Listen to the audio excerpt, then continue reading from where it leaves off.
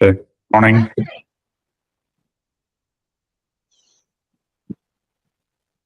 Iran வார் சிறப்பாக வேலை செய்து போல இருக்கே.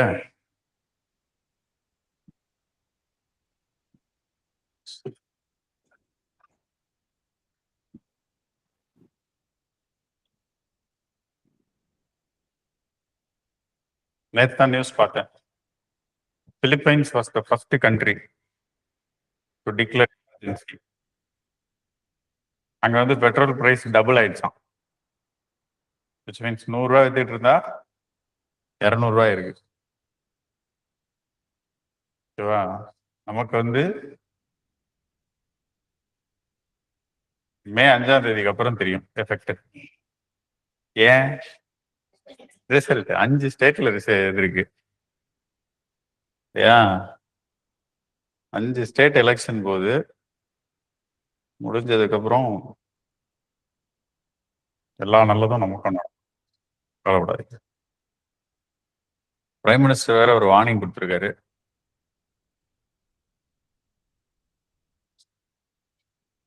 பாத்தீங்களா இல்லையா? கொரோனா மாதிரி ஒரு பேரிடர் காலத்தை நோக்கி போய்கிட்டு இருக்கோம். அதனால பி ப்ரிப்பேர்டு அப்படின்னு பிஎம் பார்லிமெண்ட்ல சொல்லியிருக்காரு. நேத்திக்கும் அது நியூஸ்ல வந்து நம்ம சிஎம் கேட்டிருந்தாரு, நாங்க ப்ரிப்பேர்டா இருக்கிறது இருக்கட்டும், நீங்க ப்ரிப்பேர்டா இருக்கீங்களா எங்களை எல்லாம் காப்பாத்துறதுக்கு அப்படின்னு நம்ம சிஎம் இந்த பக்கத்து அவரு பார்க்க ஒரு கேள்வி கேட்டிருந்தாரு.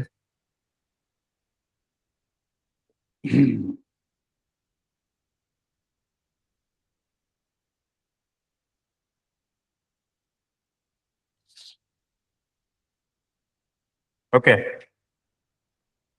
ஸோ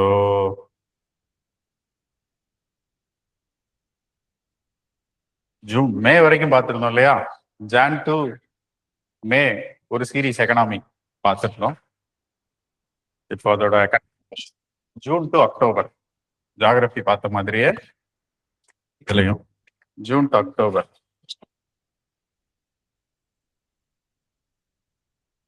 நம்ம இங்க டிஸ்கஸ் பண்றது போக இன்னொரு லிஸ்டும் நான் தருவேன்.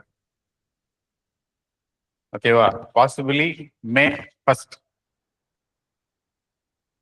எல்லாத்தையும் நம்மளால டிஸ்கஸ் பண்ண முடியாது. டைம் கன்ஸ்ட்ரெயின்ட் இருக்கு. ரொம்ப முக்கியமான விஷயத்த சொல்றது போக will have a talk listed topics. இதுதான் வரும்லாம் கிடையாது. சில இன்ட்யூஷன் சொல்லும்ல, இதுல என்னமோ ஒளிஞ்சிருக்கு இந்த வாட்டி ஏதாவது அப்படின்ட்டு. ஓகேவா? ஏன்னா last year prelims answer key discussion நம்ம போட்டோம். ஓகேவா? டைரக்டா கிளாஸ்ல because I was handling economy geography ரெண்டுமே ஹேண்டில் பண்ணல. Economy geography and I was taking science and tech. ஓகேவா? இப்போ டைரக்டா கிளாஸ்ல டிஸ்கஸ் பண்ணல மட்டும் 36 கொஸ்டின்ஸ் இருந்துச்சு. அந்த டாபிக்ஸை ப்ராப்பரா டிஸ்கஸ் பண்ணியிருந்தோம். அதை வச்சு ஆன்சர் பண்ண முடியும். சும்மா நம்ம கிளாஸ்ல டிஸ்கஸ் பண்ண ஒரு வார்த்தை இருக்கு அப்படிலாம் இல்லை. 36 கொஸ்டின்ஸ் இருந்துச்சு. மெயின்ஸ்ல இது நிறைய ரிஃப்ளெக்ட் ஆகும். ப்ரிலிம்ஸ்ல இவ்வளவு ரிஃப்ளெக்ஷன்ஸ்ங்கிறது it is not a easy thing. 36 கொஸ்டின்னா நமக்கு 72 மார்க். கட் ஆஃப் எவ்வளவு? 90 இருக்குமா? 90 தான் கட் ஆஃப். அப்ப அதை தாண்டி நம்ம எவ்வளவு? கொஞ்சம் தான். பாலிட்டி, நம்ம பாலிட்டியே தொடரல. இதுல மேஜர் போர்ஷனே பாலிட்டி தான், ரைட்? ஸோ அதை வச்சுதான். சரி, இருக்கட்டும். Will begin with the topic here. இந்த வாட்டி பார்த்ததுல ஃபர்ஸ்ட் திங் கொஸ்டின் பாருங்க. The labor force participation rate is calculated as the percentage of which of the following groups in the total population? மொத்த பாப்புலேஷன்ல எதை வச்சு labour force participation rate calculate பண்றாங்கிறது தான் question. only those who are currently employed, only those employed in the formal organized sector, the sum of persons who are either working or actively seeking available for work, the entire working age population. இதுல யார் வருவா? C. ரொம்ப பேசிக்கான ஒரு definition தான் இல்லையா? அதுலயே கொடுத்துருக்கோம் லேபர் ஃபோர்ஸ் பார்ட்டிசிபேஷன் ரேட். ஓகேங்களா? லேபர் ஃபோர்ஸ் வேற, ஒர்க்கிங் ஃபோர்ஸ் வேற. லேபர் ஃபோர்ஸ்னா மொத்தமா எத்தனை பேர் வேலை செய்ய தயாரா இருக்காங்க அப்படின்னா, எந்த வேலை, ஏதாவது ஒரு வேலை கொடுத்தீங்கன்னா நான் செய்யறதுக்கு தயாரா இருக்கேன் அப்படிங்கிறவங்க. ஓகேவா? அதனாலதான் இதுல கொடுத்துருக்கோம் either working or actively seeking or available for work அப்படிங்கிற டேர்மை சேர்த்திருக்கோம். ஓகேவா? சில பேர் நான் வேலைக்கெல்லாம் போக தயாரா இல்லை, அவங்க 15 to 59ங்கிற ஏஜ் குரூப்ல இருப்பாங்க. பட் நோ, நான் இப்போதைக்கு வேலை செய்யற ஐடியா எல்லாம் இல்லை, 2 வருஷம் ரெஸ்ட் எடுத்துட்டு பொறுமையா செஞ்சுக்கிறேன்னா அந்த 2 வருஷம் அவங்க லேபர் ஃபோர்ஸ்ல கிடையாது. ஏதாவது வேலை கொடுத்தியா செய்வியா, செய்ய மாட்டேன் அப்படின்னா அவங்க லேபர் ஃபோர்ஸ்ல வரமாட்டாங்க. ஸோ அப்போ அந்த டோட்டல் பாப்புலேஷன் வராது. அப்ப யாரெல்லாம் வேலை செய்ய தயாரா இருக்காங்களோ அவங்க மட்டும்தான் இதுல வராங்க, இது உள்ள வராங்க. சரிங்களா? ஸோ அதை பேஸ் பண்ணதுதான் இது. ஓகேங்களா? ஏன் ரொம்ப பேசிக்கா இந்த டெபினிஷனுக்கு கொண்டு வந்தோம் அப்படின்னா, அன்எம்ப்ளாய்மெண்ட் வந்து ஒரு பெரிய பிரச்சனையா இப்ப தலைவிரிச்சு ஆடுது. ஓகேங்களா?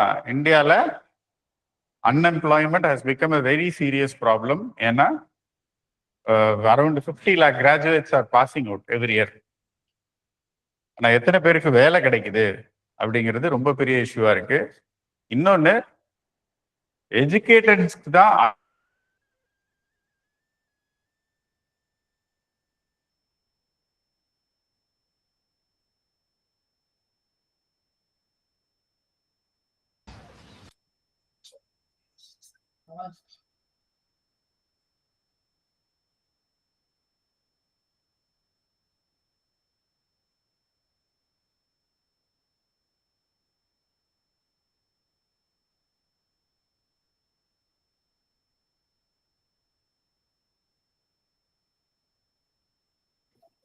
ஆடியோ மியூட்ல இருக்கு sir.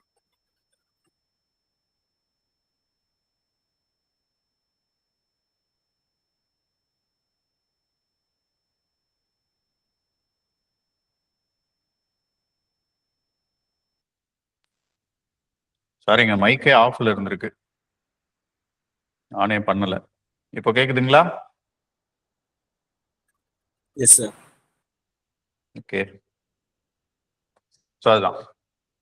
Okay, so unemployment being a serious issue. Unemployment பத்தி நிறைய ஆர்டிகல்ஸ் வந்துருந்துச்சு. ஓகே, அன்எம்ப்ளாய்மெண்ட்னா டைரக்டா எவ்வளவு அன்எம்ப்ளாய்மெண்ட்னு கேட்கணும்னு அவசியம் இல்லை. ஸோ அதை ரிலேட் பண்ணி கேட்ட ஒரு கொஸ்டின் இது. Labour force participation rate and அன்எம்ப்ளாய்மெண்ட்ல நிறைய டைப்ஸ் இருக்கு இல்லையா? டிஸ்கைஸ்ட் அன்எம்ப்ளாய்மெண்ட், ஸ்ட்ரக்சரல் அன்எம்ப்ளாய்மெண்ட், இப்படி டிஃப்ரெண்ட் டைப்ஸ் ஆஃப் அன்எம்ப்ளாய்மெண்ட் இருக்கு. Please try to know what is those. Okay, அந்த டிஃப்ரெண்ட் டைப்ஸ் என்னென்ன, ஸ்ட்ரக்சரல்னா என்ன, டிஸ்கைஸ்ட்னா என்ன. ஸோ இது மாதிரி ஒவ்வொரு டைப் ஆஃப் அன்எம்ப்ளாய்மெண்ட்டுக்கும் உள்ள அந்த டிஃபரன்ஸ் அண்டர்ஸ்டாண்ட் பண்ணிக்கோங்க. Unemployment is a issue. அது போக last year gig economy or gig ஒர்க்கர்ஸ்க்குன்னு தனியா ஒரு ரெகுலேஷன்ஸ் கொண்டு வந்தாங்க, ஜிக் ஒர்க்கர்ஸ் ரெகுலேட் பண்றதுக்கு. ஸோ அதனாலையும் இப்போ அன்எம்ப்ளாய்மெண்ட்டை பத்தி பேசும்போது இதையும் நம்ம சொல்லி ஆகணும். All are integrated topics. ஓகேவா? இப்போ ஜிக் ஒர்க்கர்ஸ்னா யாரு அப்படிங்கிற ஒரு டெஃபினிஷன் கொடுத்துருக்காங்க. இப்போ யாரெல்லாம் ஜிக் ஒர்க்கர்ஸுக்குள்ள வருவாங்க, யார் வரமாட்டாங்க, அவங்களுக்கு என்னென்னலாம் ஃபெசிலிட்டி உண்டு, எதெல்லாம் கிடையாது. Zig workers R platform workers.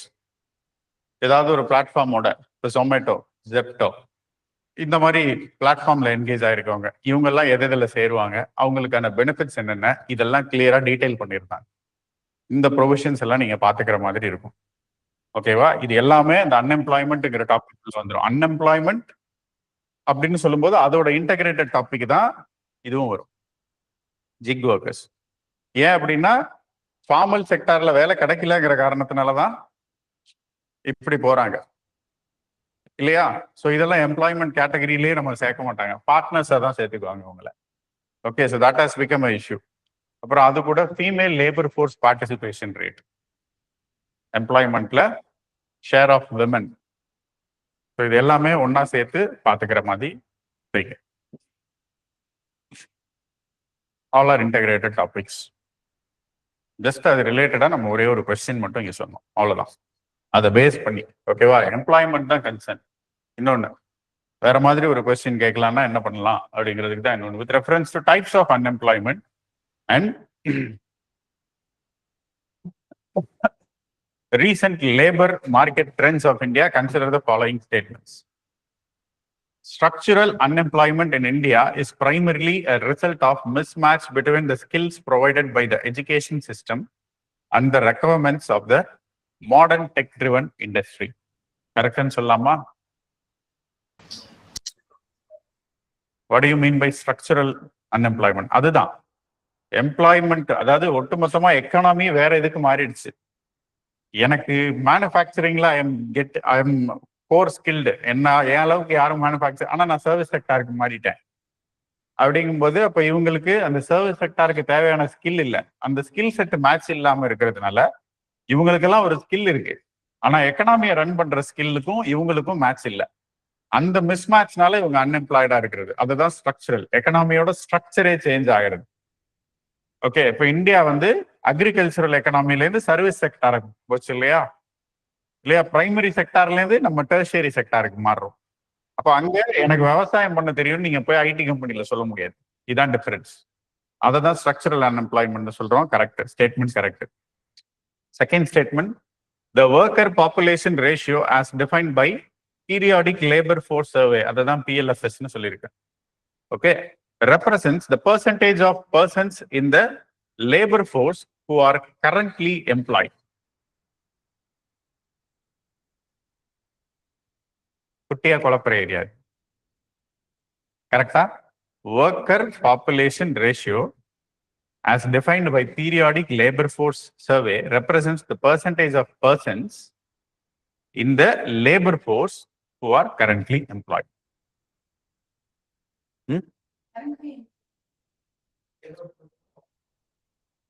Labour ஃபோர்ஸா ஒர்க்கர் ஃபோர்ஸான்னு கேட்குறீங்க.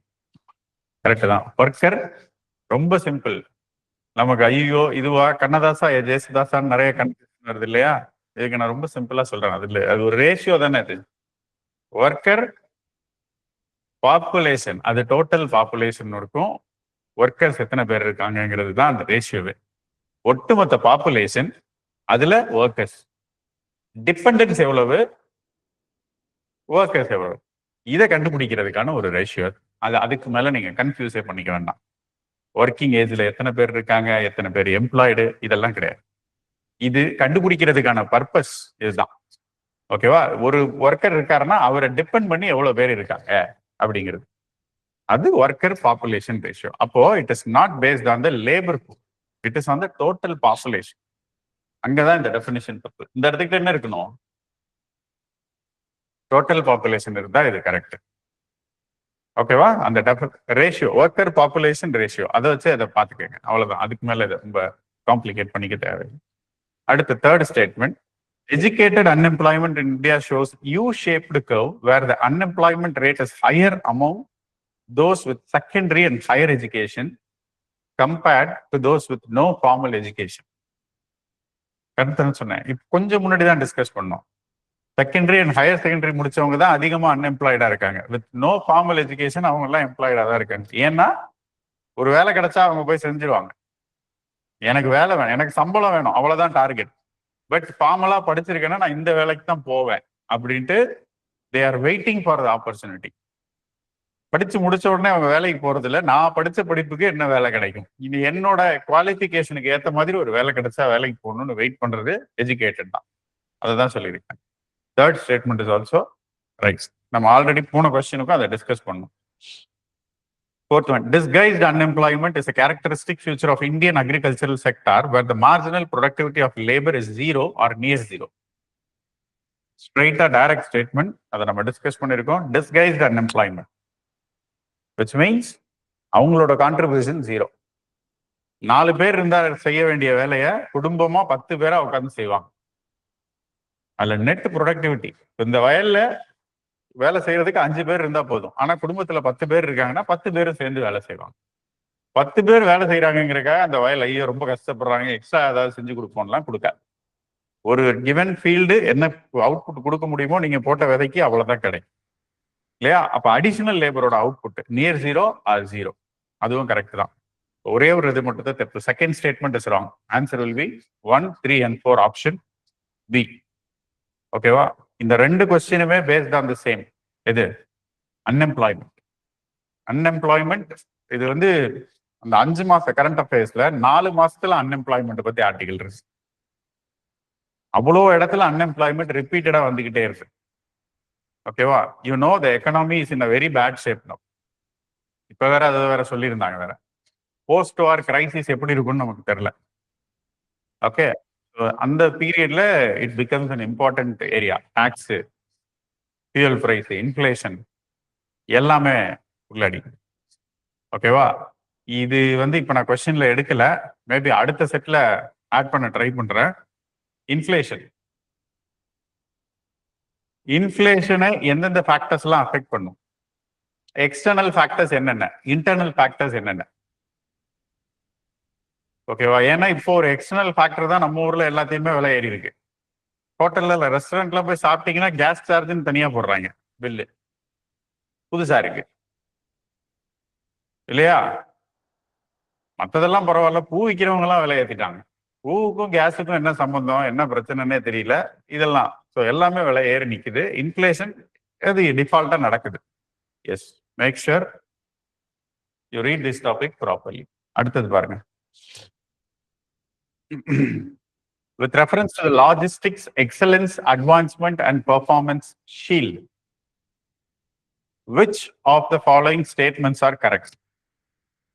ஓகேங்களா, ஸோ இது ஒரு கொஸ்டினா கேட்டிருக்கோம். லீப்ஸ் அப்படின்னு ஒரு ஸ்கீம் இருக்கு. என்னது அது பாருங்க, 4 ஆப்ஷன் கொடுத்துருக்கோம்.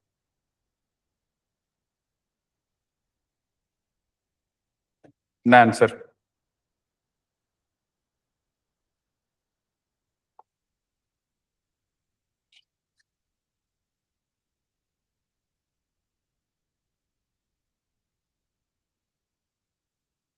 லீட்ஸ்னு ஆல்ரெடி ஒரு ஸ்கீம் இருக்கு கவர்மெண்ட் ஆஃப் இந்தியாவோடது, தெரியுமா? LEADS, logistics ease across different states. Logistic செக்டாரை நம்ம நிறைய ஃபோக்கஸ் பண்றோம். அதுவும் ரொம்ப ஹாட் டாபிக்கா கரண்ட் அஃபேர்ஸ்ல இருந்த காரணத்தினால we have mentioned that logistics is across different states. எந்தெந்த ஸ்டேட்ல லாஜிஸ்டிக்ஸ் நல்லா பர்ஃபார்ம் பண்ணுது அப்படிங்கிறத இண்டிகேட் பண்றதுக்காக கொண்டு வரப்பட்ட ஒரு ரேங்கிங் சிஸ்டம்னு வச்சுக்கோங்களேன். அதுல ஒண்ணுதான் இது, இந்த லீப்ஸ் அப்படிங்கிறது. ஓகேவா, இது எதுல வந்துச்சுன்னா நியூ லாஜிஸ்டிக்ஸ் பாலிசி ஒன்று வந்துச்சு, அதை பேஸ் பண்ணி கொண்டு வந்தது. சரி, கொஸ்டினை பார்ப்போம். It is a national level award instituted by the Department for Promotion of Industry and Internal Trade to recognize excellence in logistics sector. The initiative evaluates performance based on leads survey parameters to incentivize competitive federalism. It specifically aims to reward startups and MSME for innovations in green logistics and digital transformation. 3 ஸ்டேட்மெண்ட்டுமே correct. Lead ஸ்கீமுக்கு கீழே வரக்கூடிய ஒரு விஷயம் தான் இந்த லீப்ஸ்ங்கிற initiative, ஒரு அவார்ட் மாதிரி ரெகக்னைசேஷன். லீட்ஸ்ல ரேங்கிங் கொடுக்குறாங்க ஒவ்வொரு ஸ்டேட்டுக்கு. ஓகேவா, so logistics is a very big sector. ஒரு கண்ட்ரியோட லாஜிஸ்டிக்ஸ் எவ்வளவு எஃபெக்டிவ் அண்ட் எஃபிஷியண்டா இருக்கு, எவ்வளவு ஆர்கனைஸ்டா இருக்கு அப்படிங்கறத பொறுத்து தான் ட்ரேட் காம்படிட்டிவ்னஸ் இருக்கும். ட்ரேட் காம்படிட்டிவ்னஸ் அதிகமா இருந்துச்சுன்னா தான் எக்ஸ்போர்ட்ல நம்ம நல்லா பெர்ஃபார்ம் பண்ண முடியும். எக்ஸ்போர்ட்ல நம்ம நிறைய பெர்ஃபார்ம் பண்ணாதான், நல்லா நிறைய எக்ஸ்போர்ட் பண்றோம்னா தான் குளோபல் சப்ளை செயின்ல நம்ம இருப்போம். Means we are supplying something to the globe. இப்ப வரைக்கும் we are not a part of global supply chain. ஞாபகத்துல வச்சுக்கோங்க, we are not a part of global supply chain network. அதுல முக்கியமான கீ காம்பனண்டா இந்தியா கிடையாது. We are trying to bring that. ஏன்னா logistics is predominantly unorganized in India. ரொம்ப ஓகேவா, இப்போ ஒரு குட்ஸ் நீங்க கேரி பண்ணணும் அப்படின்னா எல்லாமே மேனுவலா நம்ம பேரம் பேசுறதுதான். ஒவ்வொரு ஊர்ல ஒவ்வொரு மாதிரி இருக்கும். எக்ஸ்ப்ளாய்ட் பண்ணுவாங்க. எப்படி ஆட்டோக்காரங்க வந்து புதுசா ஊர் தெரியாதவங்க வந்து வேற ஊர்ல வந்திருந்தாங்கன்னா, இப்ப நார்மலா இங்க கேட்கிற ஆட்டோவே ஒரு மாதிரி இருக்கும்.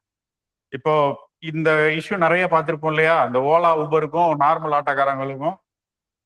ஓகே, நீ ஒழுங்கா மீட்டர் போட்டு வாங்கினா நான் ஏன்பா இதை செய்ய போறேன் அப்படின்னு இவங்க ஒரு பிளாட்ஃபார்ம் சம்பந்தமே இல்லாம ஒரு தேர்ட் பர்சன் வந்து ஏன் கமிஷன் வாங்கி சம்பாரிச்சிட்டு இருக்காங்கன்னா, எஸ் இப்ப இதுல வந்து சரியோ தப்போ, ஓகேவா, இது உள்ளூர் வாசிங்க பாதிக்கப்படுறாங்க இல்ல அப்படிங்கிற இடத்துல ஏன் இப்படி ஒரு கார்பரேட்டால சம்பாதிக்க முடியுதுன்னா உங்களால டாரிஃப் சொல்ல முடியும். இதுதான் நடக்கு, இவ்வளவுதான் கேட்பாங்க அப்படின்னு உங்களுக்கு நல்லா தெரியும் போது ஐ எம் இன்ஃபார்ம். நான் பெருசா பேரம் பேச தேவையில்லை. அப்ப அந்த ஒரு என்ன சொல்றது, that gives a comfort to the consumers. ஏன் இந்த கம்ஃபர்ட் அவங்க கொடுக்க முடியலன்னா அது அன்ஆர்கனைஸ். ஒரு ஃபாரினர் மொழி தெரியாம இருக்கிறவன ஈஸியா ஏமாத்திடலாம். அவங்க வெளியூர்காரங்களே ஈஸியா ஏமாத்துவாங்க. நார்மலான சென்டர்ஸ்ல இருக்கிற ஆட்டோ ஃபேர்ஸ்க்கும் ஒரு டூரிஸ்ட் சென்டர்ல இருக்கிறதுக்கும் டிஃபரன்ஸ் இருக்கும். எத்தனை பேர் நோட் பண்ணிருக்கீங்கன்னு தெரியல, டூரிஸ்ட் சென்டர் எதுலையுமே ஓலா ஊபர்லாம் இருக்காது. பாத்திருக்கீங்களா? ஆப்ரேட் பண்ண விட மாட்டாங்க. நீங்க ஊட்டி, கொடைக்கானல் இந்த மாதிரி இடத்துல எல்லாம் போய் ஓலா ஊபர் எல்லாம் புக் பண்ண முடியாது. அங்க அது கிடையாது. ஏன்னா அங்க உள்ள டாக்ஸி அவங்க என்ன பிக்ஸ் பண்றாங்களோ அதுதான் ரேட்டு. அதை தாண்டி நீங்க வேற யாரு, அது ஒரு கார்ட்டல் மாதிரி ஃபங்க்ஷன் பண்ணும். இது நம்ம பேசஞ்சர் சைட்ல சொல்றோம். The same thing happens with goods also. Goods டிரான்ஸ்போர்ட்டை பொறுத்த வரைக்கும் இந்த பிரச்சனை இருந்துச்சுன்னா, அன்ஆர்கனைஸ்டா இருக்கும்போது the cost of transportation plays a major role. Global average வந்து பாத்தீங்கன்னா 8% காஸ்ட். வேல்யூ ஆஃப் குட்ஸ்ல லாஜிஸ்டிக் காஸ்ட் வந்து 8%. அதாவது டிரான்ஸ்போர்டேஷனுக்கு எவ்வளவு காஸ்ட் ஆகுது? 8%. 100 ரூபாய் ஒரு பொருள் விற்கிறோம்னா அதுல டிரான்ஸ்போர்டேஷன் காஸ்ட் எவ்வளவு வருது? 8. ஓகேவா? நம்ம 14 to 18 வச்சிருக்கோம் நம்மளோட ஆவரேஜ் எடுத்தோம்னா, which means we are not competitive. அது நம்மள வந்து குளோபல் காம்படிஷன்ல இருந்து வெளியில எடுத்து போடுது. நம்ம பொருள் காம்படிட்டிவா இல்ல, காம்படிட்டிவ் பிரைஸ்ல இல்லைன்னா நம்மளால சப்ளை செயின்குள்ள சேர முடியாது. அதுக்கு தான் இந்த மல்டி மோடல் லாஜிஸ்டிக்ஸ் பார்க் எல்லாம் கேள்விப்பட்டிருப்பீங்க. நிறைய உள்ள கொண்டு வந்தாங்க புதுசா. எங்கெங்க எஸ்டாப்ளிஷ் பண்ணிருக்காங்க, ஹவ் இட் ஒர்க்ஸ். ஓகே, அந்த விஷயம் எல்லாம் பேசிக்கா தெரிஞ்சுக்கணும். அதுல நியூ லாஜிஸ்டிக் பாலிசி வந்திருக்கு ரிலேட்டடா பாத்துக்க வேண்டியது. Multi modal logistic park. Okay, யூலிப்னு ஒரு போர்ட்டல் கொண்டு வந்திருக்காங்க. யூனிஃபைடு லாஜிஸ்டிக்ஸ் ஏதோ இன்டர்ஃபேஸ், யூஎல்ஐபி அப்படின்னு சொல்லிட்டு ஒரு லாஜிஸ்டிக் போர்ட்டல் கொண்டு வந்திருக்காங்க. பிஎம் கதி சக்தி, அது லாஜிஸ்டிக் இன்ஃப்ராஸ்ட்ரக்சரை பூஸ்ட் பண்றதுக்காக கொண்டு வந்த ஒரு ஸ்கீம். இது எல்லாமே இது கூட அலைன் ஆகிற டாபிக். நியூஸ்ல இது வந்திருந்தாலும் இப்ப இதுல எதுல இருந்து வேணா கொஸ்டின் வரலாம். ஓகே, நான் இப்ப முன்னாடி அன்எம்ப்ளாய்மெண்ட் இஷ்யூ பத்தி சொல்லும்போது இப்போ இந்த பேட்டர்ன்ஸ் என்னென்ன டைப்ஸ் ஆஃப் அன்எம்ப்ளாய்மெண்ட் இருக்கு அப்படின்னு சொன்னேன். அதுல சில விஷயத்த நான் சொல்லல. ஜாப் மிஸ்மேட்ச் இஷ்யூ,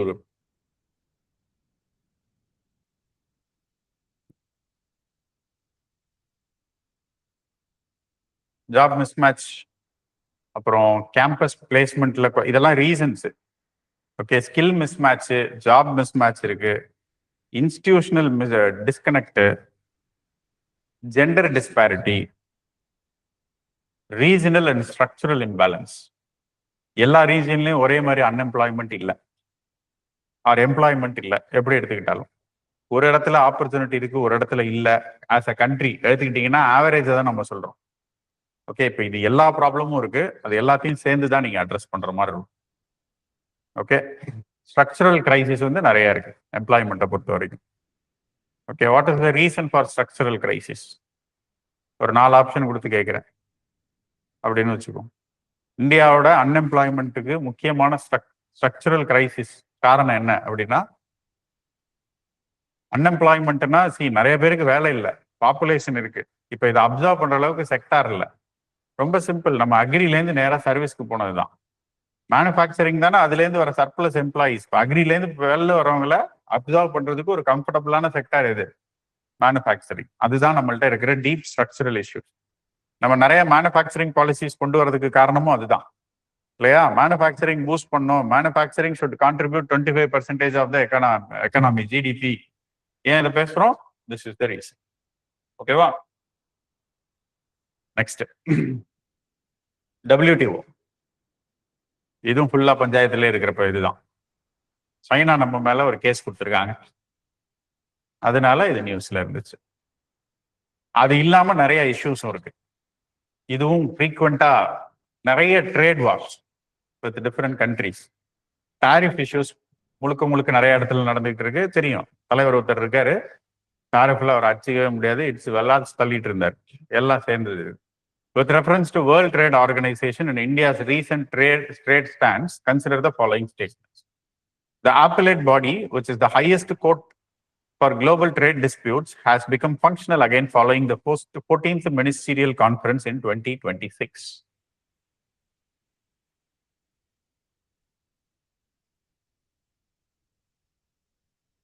என்ன சொல்லலாம்? நான் ஃபங்க்ஷனல் தான். 4 பேரை யூஎஸ் அப்பாயிண்ட் பண்ண மாட்டேன்ட்டு வீராப்பா 4 வருஷமா வச்சிருக்காங்க. அது டிஸ்பங்க்ஷனலா தான் இருக்கு. ஏன்னா ஒரு இடத்துல என்ன பண்ணிருப்பாங்கன்னா ரொம்ப பெருசா ஒன்றும் பிரச்சனை இல்லை. இப்ப இவங்கெல்லாம் இப்ப இந்த கேஸ் வருது. இப்ப சைனாக்கு வந்து எதுக்கு கேஸ் கொடுத்திருப்பாங்கன்னா, இந்த பேட்டரி ஸ்டோரேஜ் சிஸ்டம்ஸ் இருக்கு பாத்தீங்களா, அதுக்கு வந்து நம்ம ப்ரொடக்ஷன் லிங்க்டு இன்சென்டிவ்ஸ் எல்லாம் கொடுக்குறோம் மேனுஃபேக்சரிங்க்கு. அந்த ட்ரேடு காம்படிட்டிவ்னஸ் வந்து டிஸ்பயர் பண்ணுது. இப்போ ஈவில அவங்க குளோபல் லீடர், சைனா தான் world's leader in global EV vehicles selling. அப்போ இந்த ஸ்டோரேஜ் மெக்கானிசம்ஸ், போட்டோவால்டிக் செல்ஸ், இதுலலாம் அவங்க டெக்னாலஜிஸ் ஃபார் ஆகட். இப்போ நம்ம ப்ரொடியூசர்ஸ்க்கு ஆப்பர்ச்சுனிட்டி கொடுக்கணுங்கிறதுக்காக we are having some schemes, production linked incentive, subsidies இதெல்லாம் கொடுக்கறது. It is trade distorting. இவங்கள்ட்ட டெக்னாலஜி இல்லை, ஆனால் இவங்களே சப்சிடைஸ் பண்றதுனால சீப் ரேட்ல கிடைக்குது. இல்லாட்டி அவங்க ப்ராடக்ட் தானே விற்கும். ஸோ அது அவங்களோட கன்சர்ன். அதுக்காக ஒரு கேஸ் கொடுத்துருந்தாங்க. இப்போ இந்த கேஸ் என்ன ஆகும் அப்படின்னு பாத்தீங்கன்னா, சைனாவும் இந்தியாவும் மீடியேஷன் மாதிரி உட்காந்து பேசி, ஓகே நான் இதை பண்ணல, நீ இதை பண்ணு அப்படி இப்படின்னு சொல்லி ஏதாவது ஒன்று பேசி நிறுத்தி வச்சு முடிக்கலாம். இல்ல அதுல வந்து சுமூகமா ஒரு தீர்வு வரல அப்படின்னா அடுத்து இவங்க அப்பலேட் பாடிக்கு போவாங்க. அப்பலேட் பாடிக்கு போனா அப்பலேட் பாடி என்ன சொல்லுதோ அதை கேட்கணும். ஓகேவா? இதுக்கு முன்னாடி ஒரு கேஸ் நடந்துச்சு. அதுல வந்து யூஎஸ் கேஸ் போட்டிருக்கும். போட்டோவால்டிக் செல்ஸ் வந்து இந்த இன்டர்நேஷனல் சோலார் அலையன்ஸ் ஃபார்ம் பண்ணோம் இல்லையா, அந்த இன்டர்நேஷனல் சோலார் அலையன்ஸ்ல ப்ரையாரிட்டி வந்து நம்ம டொமஸ்டிக்லி மேனுஃபேக்சர்டு சோலார் பேனல்ஸ்க்கு கொடுத்துருப்போம். அப்போ வேர்ல்ட் ட்ரேட் ஆர்கனைசேஷன் அதோட இதுவே என்ன, free and fair trade, national treatment. வெளிநாட்டிலேருந்து வர பொருளையும் நீங்க ஓம் பொருளை எப்படி பாக்குறீங்க அப்படிதான் பார்க்கணும். அப்ப இதுல ப்ரையாரிட்டி கொடுக்கறது அப்படிங்கிறது, இப்போ இந்தியா ஃபுல்லா நம்ம சோலார் மிஷின் இம்ப்ளிமெண்ட் பண்ண போறோம். How many crores worth project அது. அதுல நீங்க உங்க கண்ட்ரி ப்ராடக்ட்டுக்கு ப்ரையாரிட்டி கொடுக்கறது இந்த ட்ரேட் டிஸ்பேட் இது பண்ற ப்ராக்டிஸ் அப்படின்னு சொல்லி கேஸ் போட்டிருப்பாங்க. ஆமா தப்பு அப்படின்னு சொல்லிட்டு நமக்கு அகைன்ஸ்டா ரூலிங் வந்திருக்கும். அந்த ப்ரொவிஷன் கிளாஸை நம்ம கட் பண்ணிருக்கோம். இதே மாதிரி ஒரு ஜட்ஜ்மெண்ட்டை யூஎஸ்க்கு அகைன்ஸ்டா WTO கொடுத்துச்சு. இவங்க ஜட்ஜே அப்பாயிண்ட் பண்ணல அதுக்கப்புறம். ஓகேவா? இப்ப அதுதான் இஷ்யூ. சரி, இப்ப இதுக்கு வருவோம். நான் தான் சொல்லிட்டேன், ஃபர்ஸ்ட் ஸ்டேட்மெண்ட் ராங். ஏன்? It is still dysfunctional. அவங்க இன்னும் ஜட்ஜ் அப்பாயிண்ட் பண்ணல. ட்ரம்ப் இருக்கிற வரைக்கும் இந்த ஆர்கனைசேஷன் ஃபங்க்ஷன் பண்ணாது, அப்பாயிண்ட் பண்ண மாட்டாங்க. ஓகேவா? Next, under the agreement of fisheries subsidies, member countries are prohibited from granting subsidies to vessels engaged in illegal, unreported, unregulated fishing. லாஜிக்கலாவே இதை நம்ம கரெக்ட்னு முடிவு பண்ணலாம். ஓகேவா?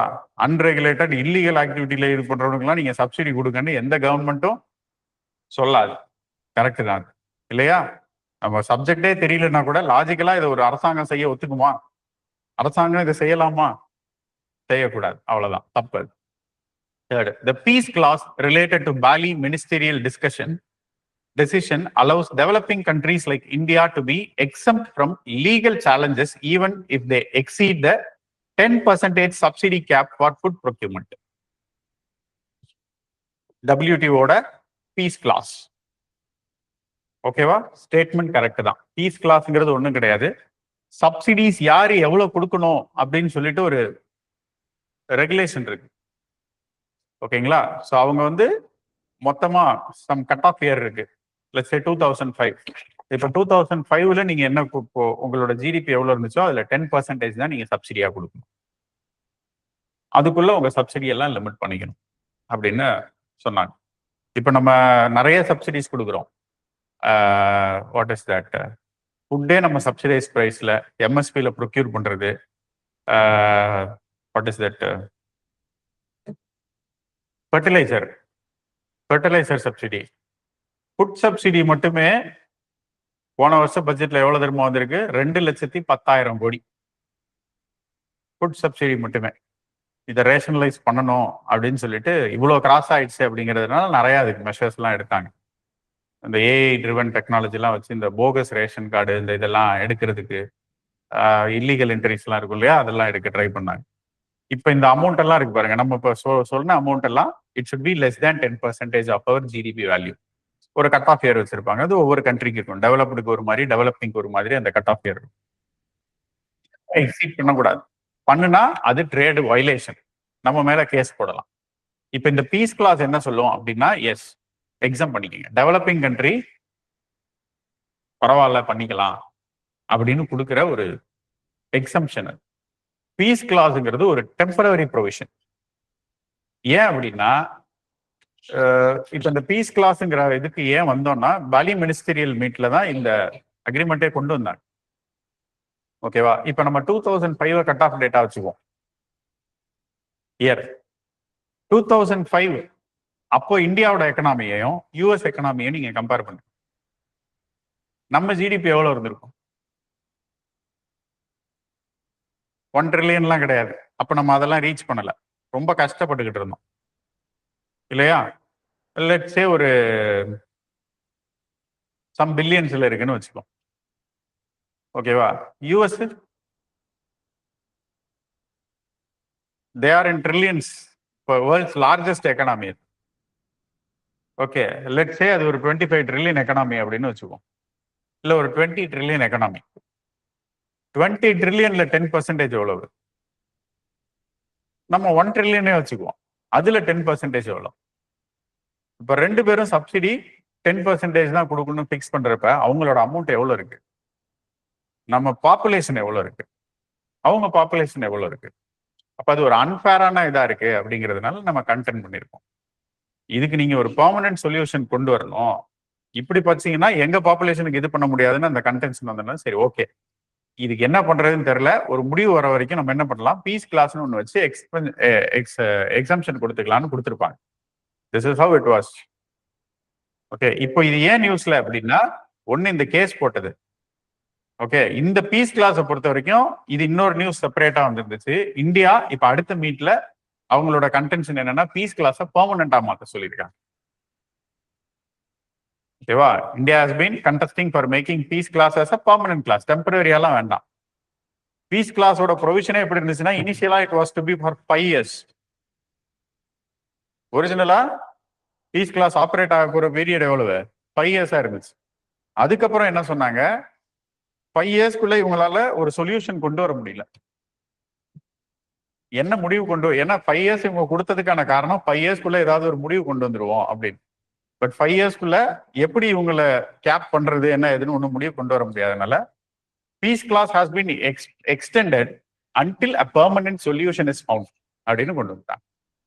இப்போ இப்படிதான் ஆப்ரேட் ஆகிட்டு இருக்கு. ஓகேங்களா? ஸோ அதை பேஸ் பண்ணதுதான் இது. அந்த கொஸ்டினும் கரெக்ட் தான், சாரி அந்த statement.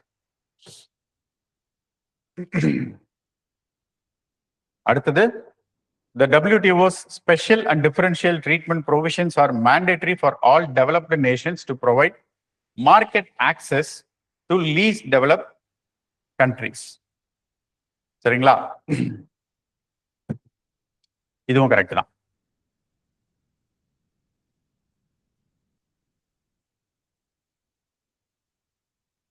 Special and differential treatment. ஏன்னா லீஸ்ட் டெவலப்டு கண்ட்ரியெல்லாம் பெருசா டெக்னாலஜி இருக்காது, அவங்க ப்ராடக்டை கம்பல்சரியா இந்த டெவலப்டு நேஷன்ஸ் வாங்கிக்கணும்.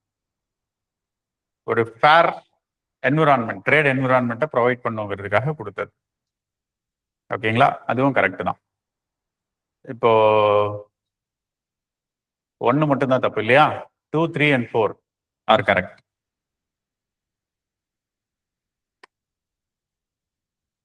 ஓகே, ஸோ WTOன்னு வரும்போது வேற என்னென்ன அடிஷனலா அதுல தெரிஞ்சுக்கணும் அப்படின்னா, subsidies, blue box subsidies, green box subsidies, amber box சப்சிடிஸ்னு 3 டைப்ஸ் இருக்கு. எந்த இதெல்லாம், ஏன்னா இப்போ certain subsidies are trade distorting, certain are not. Green பாக்ஸ்ல இருக்கிறதெல்லாம் ட்ரேட் டிஸ்டார்டிங் கிடையாது, அதை நீங்க தாராளமா கொடுக்கலாம். ஓகேவா? ஆம்பர் பாக்ஸ்ல இருக்கிறதெல்லாம் ட்ரேட் டிஸ்டார்டிங் சப்சிடிஸ், அதை கம்மி பண்ணணும், சீக்கிரமா நிறுத்திடணும். இப்போ எந்தெந்த சப்சிடிஸ் எந்தெந்த பாக்ஸ்ல வருது? Green box, blue box, Amber box. ஓகேங்களா? ஸோ அதுல எது வருது அப்படிங்கிறத பார்த்து வச்சுக்கோங்க சப்சிடிஸை பொறுத்த வரைக்கும். அடுத்தது, இ காமர்ஸ்க்கு ஒரு மொராட்டரியம் கொண்டு வந்தாங்க. என்ன அப்படின்னா இப்போ நிறைய டிரான்சாக்ஷன்ஸ் வந்து இப்போ முன்னாடி மாதிரி பிசிக்கல் மார்க்கெட் கிடையாது. இந்த கூகுளுக்கு எல்லாம் டாக்ஸ் போட்டோம்ல, டிரான்சாக்ஷன் இங்கேருந்து நம்ம வேற கண்ட்ரிக்கு இங்கேயே ஈஸியா பண்ணிடுறோம். பட் அதுக்கு இங்க டாக்ஸ் போடுறது, அதுக்கெல்லாம் ஒரு மொராட்டரியம் கொண்டு வந்தாங்க. ஓகேவா? ஸோ அதனால இப்போ இந்த விஷயங்கள் அது equalisation levy. Equalisation levy, what is that, how it works, அது பார்த்துக்கங்க இந்த டாக்ஸஸோட சேர்த்து. ட்ரிப்ஸ்,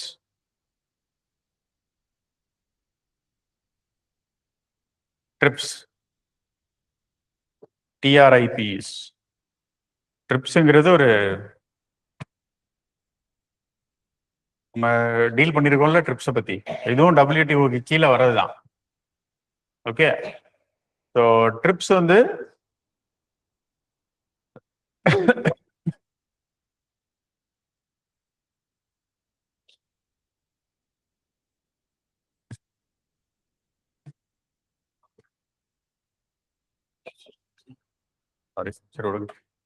ஓகே, ஸோ ட்ரிப்ஸை பொறுத்த வரைக்கும் it is TRIPS, trade related aspects. Trade related aspects of intellectual property rights. ஓகேங்களா, அந்த IPS வந்து intellectual property rights, trade related aspects.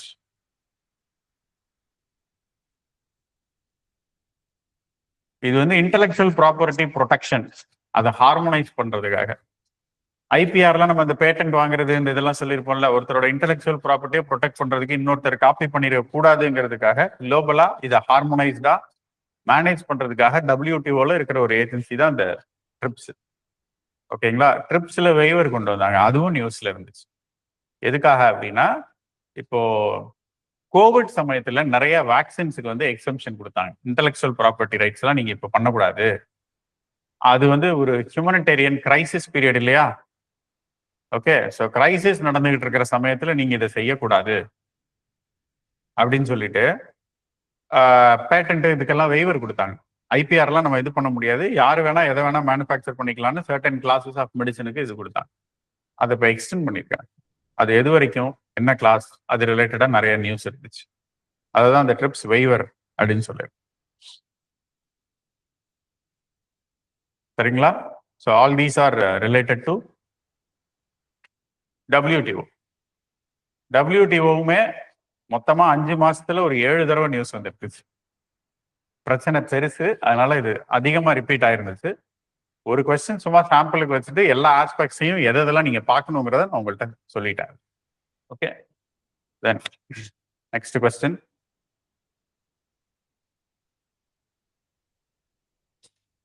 Stable coin. In the context of digital economy, which of the following best describes the functional mechanism of an algorithmic stable coin? நியூஸ்ல இந்த algorithmic stable coin தான் நியூஸ்ல இருந்துச்சு, அதனால அதை base பண்ணி ஒரு question. ஓகேவா, அந்த ஸ்டேபிள் காயின் பார்ப்போம். Digital stable algorithmic stable coin அது வந்து என்ன சொல்லியிருக்காங்க, பெஸ்ட் டிஸ்கிரைப்ஸ், எது ஸ்டேபிள் காயினை பெஸ்டா டிஸ்கிரைப் பண்ணுது. A digital currency backed 1:1 by physical gold reserves held in the centralized vault. A cryptocurrency that maintains price stability through an automated smart contract that manages the supply of token in response to the changes in demand. The central bank issued digital token that represents a legal tender, a private digital asset whose value is pegged to a basket of fiat currencies and is fully collateralized by highly liquid US Treasury bills. என்னங்க? B. Yes. Stable coin இது வந்து நம்மளோட normal currency, Fiat currency வச்சிருக்கோம் இல்லையா, அது. இன்னொரு பக்கம் crypto currency இருக்கு. ஓகே, இது ரெண்டுத்துக்கும் நடுவுல அப்படி வச்சுக்கலாம். Normal currency highly centralised, it is regulated by the central bank. Crypto currency highly decentralised, no regulation. அதே சமயத்தில் ஹைலி வாலடைல், எப்படி ஆகும், என்ன சேஞ்ச் நடக்கும்லாம் நமக்கு தெரியவே தெரியாது. இது ரெண்டுத்துக்கும் நடுவுல ஒண்ணு இருக்குன்னா அதுதான் நம்ம ஸ்டேபிள் காயின் அப்படின்னு வச்சுக்கலாம். ஓகேவா? இப்ப அல்காரிதமிக் ஸ்டேபிள் காயின்ல நிறைய டைப் இருக்கு. இப்ப அதுல ஃபர்ஸ்ட் கொடுத்திருக்கிறது தான் அகைன்ஸ்ட் ரிசர்வ். ஒரு பிசிக்கல் அசெட்டை வச்சு ஸ்டேபிள் காயின் ரிலீஸ் பண்ண முடியுமா? எஸ். இப்போ நம்ம நார்மலா கரன்சி எப்படி ரிலீஸ் பண்றோம்? எவ்வளவு ரூபாய் அச்சடிச்சு புழக்கத்துல விடணுங்கிறது நம்ம கிட்ட இருக்கிற gold reserves, asset, forex reserve இதை பேஸ் பண்ணி தானே விடுறாங்க. எக்கனாமிக் ஆக்ட் நிறைய பேராமீட்டர்ஸை கனெக்ட் பண்ணி அதுக்கு ஏற்ற மாதிரி மணி சர்க்குலேஷன் எவ்வளவு இருக்கணும், எவ்வளவு ரூபாய் நம்ம பிரிண்ட் பண்ணலாம் அப்படிங்கிறதுக்கு தேர் இஸ் எ புரோட்டோகால். நம்ம இஷ்டத்துக்கு பணம் அடிச்சுக்க முடியுமா? பணம் கொஞ்சம் கம்மியா இருக்கு, அடிச்சுக்கோ ஒரு 10 கட்டு அப்படின்லாம் அடிக்கிறது கிடையாது இல்லையா? அந்த அதே மாதிரி இப்ப இந்த ஸ்டேபிள் இப்ப கிரிப்டோ கரன்சியும் அது மாதிரிதான். அதை பொறுத்த வரைக்கும் 2 மில்லியன் தானே மொத்தமா. அதுக்குள்ள யார் மைண்ட் பண்ணிக்கிறாங்க என்ன ஏது அப்படிங்கிறது தான். ஓகேவா? அது டீசென்ட்ரலைஸ்ட், யாரும் ரெகுலேட் பண்றது கிடையாது. அது ஒரு பக்கம் இருக்கு. ஓகே, இந்த ஸ்டேபிள் காயின்ங்கிறது எதை பேஸ் பண்ணி ரிலீஸ் பண்ணுவாங்க அப்படின்னா, ஒண்ணு டாலர். $1 ஸ்டாண்டர்டா வச்சுக்கிட்டு ரிலீஸ் பண்ணலாம். அப்படி பண்றாங்க. That is a type of stable coin. அப்படின்னா அது ஃபியட் கரன்சி பேக்டு. ஃபியட் கரன்சினா நார்மலா இருக்கிற கரன்சி, ஜென்ரலா சர்க்குலேஷன்ல இருக்கிற கரன்சி பேக். அதை எப்படி ரெகுலேட் பண்ணுவாங்கன்னா, இப்ப நிறைய ஸ்டேபிள் காயின், இப்போ $1 ஒரு டோக்கன். இது எப்படின்னா ஒரு பிரைவேட் பார்ட்டி தான், ஒரு கம்பெனி தான் இஷ்யூ பண்ணும். பிரைவேட் கம்பெனிஸ் இன்னொருத்தவங்களுக்கு கொடுக்கறதுக்கு இது பண்றது, எல்லாத்தையுமே நேரா காசா கொடுக்கணும் அப்படின்னு கிடையாது. ஓகேவா? அப்ப நான் உங்களுக்கு 10 ஸ்டேபிள் காயின் கொடுக்குறேன் அப்படின்னா அதோட வேல்யூ $10 அப்படின்னு வச்சுக்கலாம். ஓகேவா? அப்ப அந்த $10 நீங்க எப்ப என்கிட்ட கொடுத்தாலும் இல்ல வேற யார்ட்டையாவது கொடுத்தாலும் என்ன பண்ணும், அதுக்கு பதிலாக உங்களுக்கு $10 கிடைக்கணும். அப்படின்னா இப்போ ஒரு stable coin is equal to $1. இப்போ பேக்கிங் இப்படி பிரைஸ் பண்றோம். ஓகேவா? இதோட வேல்யூ ஃபிளக்சுவேட் ஆகக்கூடாது. இதுக்கு பேர் ஏன் ஸ்டேபிள் காயின்னா, இப்ப ரூபாய் எப்படி இருந்துச்சு, ஒரு காலத்துல ஒரு டாலர் $40 இருந்துச்சு, இப்ப $94 நிக்குது. 40ல இருந்துச்சு, 60க்கு வந்துச்சு, 80க்கு போச்சு, 90க்கு போச்சு, இப்ப எங்க நிக்குது? 94. இப்படி மாறுது இல்ல? இந்த பிளக்சுவேஷன் இல்லாம ஸ்டேபிளா இருக்கும். இமேஜின் ₹1 ஈக்குவல் டு $1 பிக்சடா அப்படியே இருக்குன்னா எப்படி இருக்கும்? அது மாதிரி இருக்கும் இது. அப்ப இந்த $1 is equal to 1 stable coin. இது மாறாது. அது எப்படி இருக்கும் அப்படின்னா, கரன்சி பேக்கடா அப்படின்னு இருக்கும்போது, இப்போ இந்த எதோட டிமாண்ட் ஏறுதோ அதுக்கு ஏற்ற மாதிரி இந்த ஸ்டேபிள் காயினை இது இன்க்ரீஸ் பண்ணிக்கும் இல்ல கம்மி பண்ணிக்கும். அது டிஜிட்டலி கிரியேட்டட் அசெட் தான். குவான்டிட்டியை சேஞ்ச் பண்ணும். சிம்பிள், அவ்வளவுதான். இப்ப ஸ்டேபிள் காயினோட டிமாண்ட் அதிகமா இருக்கு அப்படின்னா, இப்போ ஒரு ஸ்டேபிள் காயின் $2 போகுது அப்படின்னா டக்குன்னு அது அதிகமா ஸ்டேபிள் காயினை பிரிண்ட் பண்ணி விட்டுரும், இஷ்யூ பண்ணிடும். பிரிண்ட் கிடையாது, அது இஷ்யூ பண்ணிடும், ஜென்ரேட் பண்ணிடும். ஒரே ஒரு காயின் இருந்தா தானே வேல்யூ அதிகமாகி ஸ்டேபிள் காயின் இதா போகுது. அப்படிங்கிறதுனால என்ன பண்ணிடும், அதிகமான ஸ்டேபிள் காயினை ரிலீஸ் பண்ணி so that it maintenance the level. $1 is equal to ஒரு ஸ்டேபிள் காயின், அந்த லெவலோட மேட்ச் பண்ற மாதிரி நிறுத்திடும். இன்கேஸ் இதோட வேல்யூ குறையுதுன்னா அப்ப இதுவே ஸ்டேபிள் காயின் எக்ஸஸா இருக்கிறத பர்ன் பண்ணிடும். அந்த இஷ்யூ பண்ணது ஜென்ரேட் பண்ணதை பர்ன் பண்ணிடும். ஸோ தட் அந்த $1 is equal to 1 stable coin. அப்ப அந்த ஸ்டெபிலிட்டி மெயின்டைன் பண்ணுதுங்கிறதுனாலதான் இதுக்கு பேரு ஸ்டேபிள் காயின்.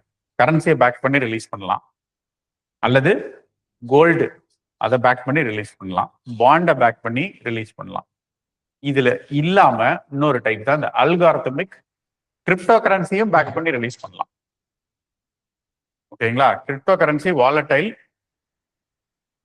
அதனால ஸ்டேபிள் காயினோட வேல்யூ கொஞ்சம் கூட வச்சிருப்பாங்க.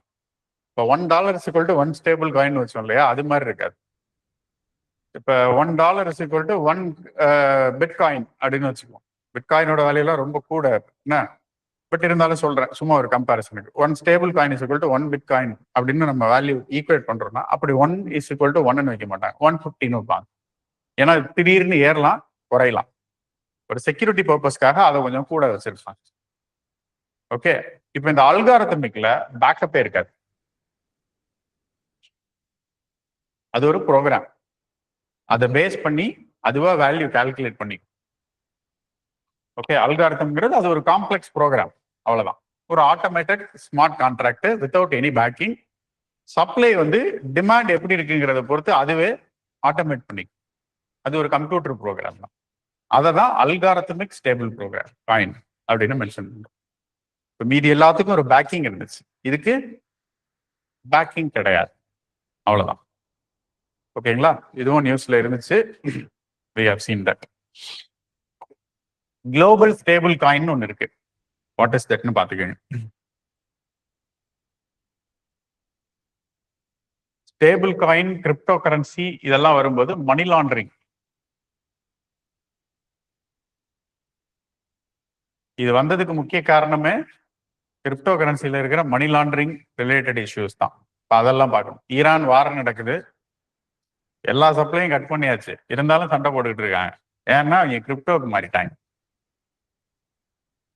ஓகேவா? So crypto currency, that is also a topic which you should have to be. அடுத்த question. With reference to New Development Bank and the BRICS grouping, consider the following statements. Unlike the World Bank, where voting power is based on capital share, each founding member of the New Development Bank possesses equal voting rights regardless of its economic size. அப்படியா? New development bank யார் release பண்றா? அது யாரோட பேங்க்னா BRICS. நம்ம 5 country இருக்குல்ல, Brazil, Russia, India, China, south Korea. இப்ப இவங்க 5 பேர் தான் ஃபவுண்டிங் மெம்பர்ஸ். 5 பேரும் சேர்ந்து தான் நியூ டெவலப்மெண்ட் பேங்க் அப்படின்னு ஒன்று ஆரம்பிச்சாங்க. எதுக்குன்னா வேர்ல்டு பேங்க்குக்கு ஆல்டர்னேட்டா வரும்.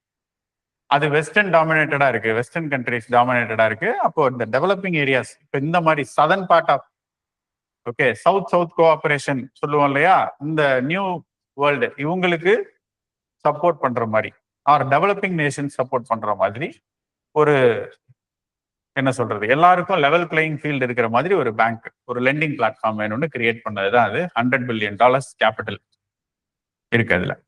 ஓகே, அப்போ regardless of the economic size, ஆமா, எல்லாருக்கும் சமம், based on capital share. Each founding member of NDB possess equal voting rights. World பேங்க்ல யூஎஸ்க்கு நிறைய ஓட்டு உண்டு, ஏன்னா அவங்க அதிகமா கேபிட்டல் கொடுக்குறாங்க. இங்க அதெல்லாம் கிடையாது. 5 பேருக்கும் ஆளுக்கு ஒரு ஓட்டு தான், ஈக்குவல் ஓட்டிங் ரைட்ஸ். ஓகேவா? Statement is right. The NDB is authorized to provide loans and financial assistance exclusive to sovereign governments of BRICS member nations. இந்த ஸ்டேட்மெண்ட் தப்பு. பிரிக்ஸ் இல்லாத கண்ட்ரீஸ்க்கும் கொடுக்கலாம், பிரைவேட் பிளேயர்ஸ்க்கும் கொடுக்கலாம், கார்பரேட்ஸ்க்கும் கொடுக்கலாம்.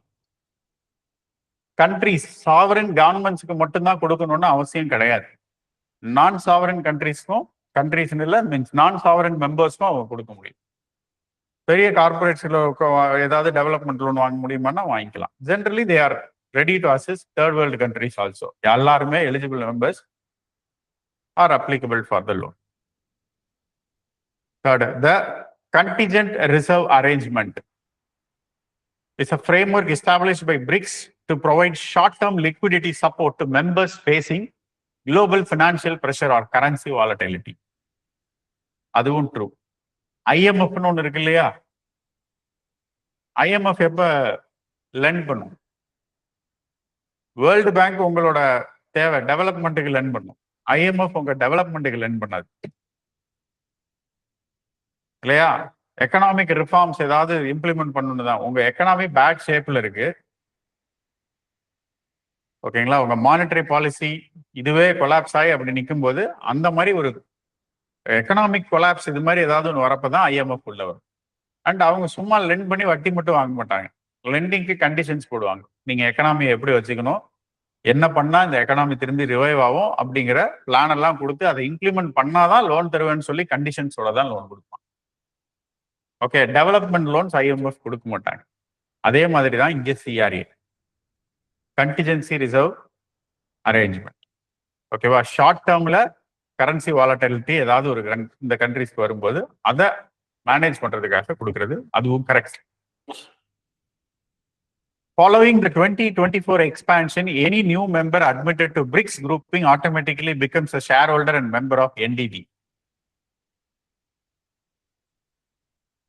2024 பிரிக்ஸை எக்ஸ்பேண்ட் பண்றாங்க. பிரிக்ஸ் தான் நியூ டெவலப்மெண்ட் பேங்கை ஃபார்ம் பண்றாங்க. இப்ப பிரிக்ஸ்ல மெம்பர் ஆகிறவங்க எல்லாம் ஆட்டோமேட்டிக்கா என்ன ஆயிடுறாங்க, மெம்பர் ஆஃப் என்டிபி அப்படின்னு சொல்றாங்க. இந்த ஸ்டேட்மெண்ட் கரெக்டானா கிடையாது. பிரிக்ஸ் மெம்பர்ஷிப் தனி, இந்த மெம்பர்ஷிப் தனி. இதுல இது ஆட்டோமேட்டிக் மெம்பர்ஷிப்ங்கிறது கிடையாது. பட் அதுக்காக வேற யாரும் மெம்பரே ஆக முடியாதுன்னு கிடையாது. They can become a member with approval of founding members. இப்போ இவங்களோட அப்ரூவல், போர்டோட அப்ரூவல் இருந்துச்சுன்னா அவங்க வரலாம்.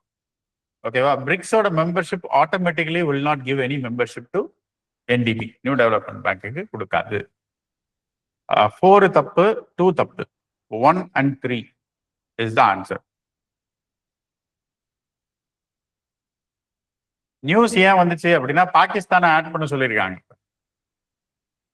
பாகிஸ்தான் சைனா வழியா பிரஷர் போட்டுக்கிட்டு இருக்கு, பிரிக்ஸ்ல மெம்பரா உள்ள வரணும் அப்படின்னு. நம்மளும் இவங்க கூட சேர்ந்திருக்காங்களே அப்படின்னு முடிஞ்ச அளவுக்கு தனித்தனியா எத்தனை ஆர்கனைசேஷன் வந்தாலும் சைனாவை நம்ம அதில் அவாய்ட் பண்ண முடியல. எஸ்சிஓ வந்துச்சு, ஷாங்காய் கோஆபரேஷன் ஆர்கனைசேஷன், 5 கண்ட்ரி இருந்துச்சு, கடைசியா ஒன்று சேர்த்து 6, ஷாங்காய் 6 இருந்துச்சு. மீதி 5 கண்ட்ரி வந்து இந்தியாவை சேர்த்துக்கேன்னாங்க. சரி சேர்த்துருவோம் அப்படின்னு சைனா பாகிஸ்தானையும் சேர்த்து 6ஓட 2 8 வச்சுக்கோ அப்படின்னு பாகிஸ்தானை சேர்த்துட்டாங்க. இது சார்க்லயும் பாகிஸ்தான் இருக்கு.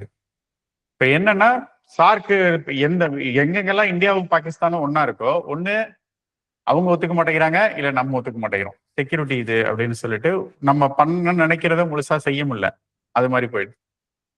ஸோ இது பியூர்லி எக்கனாமிக் பேஸ்டா இதை நம்ம சேர்த்துக்குவோம் அப்படின்னா இப்ப இதுலயும் பாகிஸ்தான் உள்ள வரணும் அப்படின்னு இப்ப சைனா அப்போஸ் இது பண்றாங்க. ஓகேவா? ஸோ அதனால இது நிறைய நியூஸ்ல இருந்துச்சு. என்டிபியோட மெம்பர்ஷிப், பிரிக்ஸ்ல நிறைய நியூ மெம்பர்ஸ், கொலம்பியா ஒரு 4 மெம்பர்ஸ் புதுசா சேர்க்க போறாங்க. அது ப்ராசஸ்ல இருக்கு. அப்ரூவல் ஆச்சுன்னா அஃபிஷியலா அனௌன்ஸ் பண்ணிடுவாங்க. அதுவும் நியூஸ்ல இருந்துச்சு. ஓகேவா? அதை பேஸ் பண்ணி தான் இந்த கொஸ்டின் கேட்டது. ஓகே, நியூ டெவலப்மெண்ட் பேங்க்னு வரும்போது அது கூட சேர்த்து ஏஐபி, ஏடிபி இதெல்லாம் கம்பேர் பண்ணலாம். இல்ல டைரக்டா எந்த பேங்க் எந்த கண்ட்ரியோடது, இப்போ ஏஷியான் டெவலப்மெண்ட் பேங்க் ஜப்பானோடது, Asian investment bank AIIB China பேங்க்டு ஹெட் குவார்ட்டர்ஸ் அங்க இருக்கும். இப்போ இந்த மாதிரி மற்ற பேங்க்ஸோட கம்பேர் பண்ணலாம். மேட்சா சிம்பிளா கேட்டுடலாம், பாசிபிலிட்டி இருக்கு. இந்த விஷயங்களையும் சேர்த்து பார்த்துக்கணும்.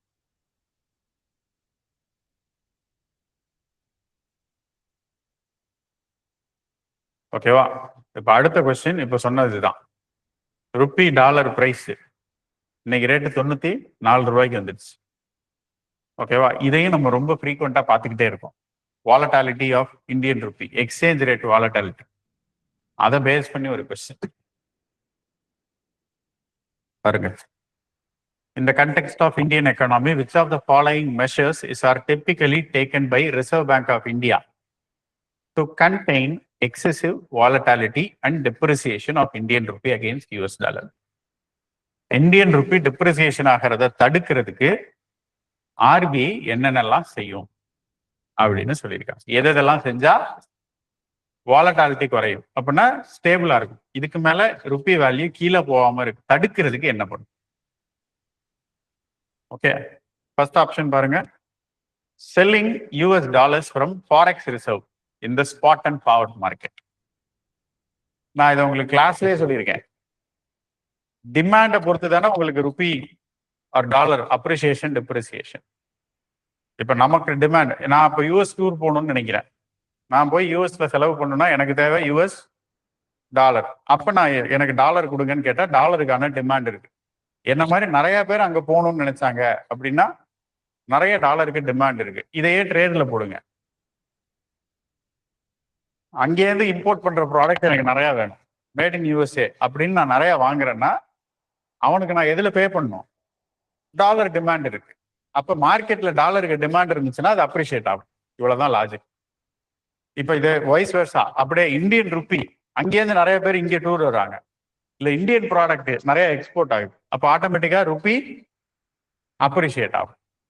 இதுதான் லாஜிக். இப்ப இதை தடுக்கிறதுக்கு என்ன பண்ணும்? டாலர் டிமாண்ட் அதிகமா இருக்குன்னா US ட்ரெஷரி இதுதானே நமக்கு டாலர் கொடுக்குது. அப்ப அங்கேருந்து வாங்குறதுனால தானே இப்போ மார்க்கெட்ல வந்து டாலருக்கு டிமாண்ட் இருக்குன்னு தெரியுது. அதை டெம்பரரியா ஆஃப் பண்றது தான் first provision. Okay, selling US dollars from forex reserve. நம்ம கண்ட்ரி ஆர்பிஐ என்ன பண்ணிருக்கோம், அவங்க ஃபாரெக்ஸ் ரிசர்வ்ல டாலர் வச்சிருப்பாங்க. இப்ப அந்த எக்ஸ்டர்னல் டிமாண்டை சப்ளிமெண்ட் பண்றதுக்கு நம்மளே லோக்கலா என்ன பண்ணிடுவோம், யாருக்கு தேவையோ அதை சப்ளை பண்றோம். அப்ப அது ஒரு கொஸ்டினிங் எஃபெக்ட் கொடுக்குதா? டக்குன்னு ஃபால் ஆகாது, கொஞ்சம் ஸ்டெபிளைஸ் பண்ணும். ருப்பி ஃபால் ஆகாம ஸ்டெபிளைஸ் பண்ணும். First option correct. ருப்பியை ஸ்டெபிளைஸ் பண்ற மெஷரை தானே கேட்டிருக்கோம். ரெண்டாவது, increasing MSF marginal standing facility rate to tighten domestic liquidity. எம்எஸ்எஃப்னா இந்த ரெப்போ ரேட்டு இதெல்லாம் பண்றது.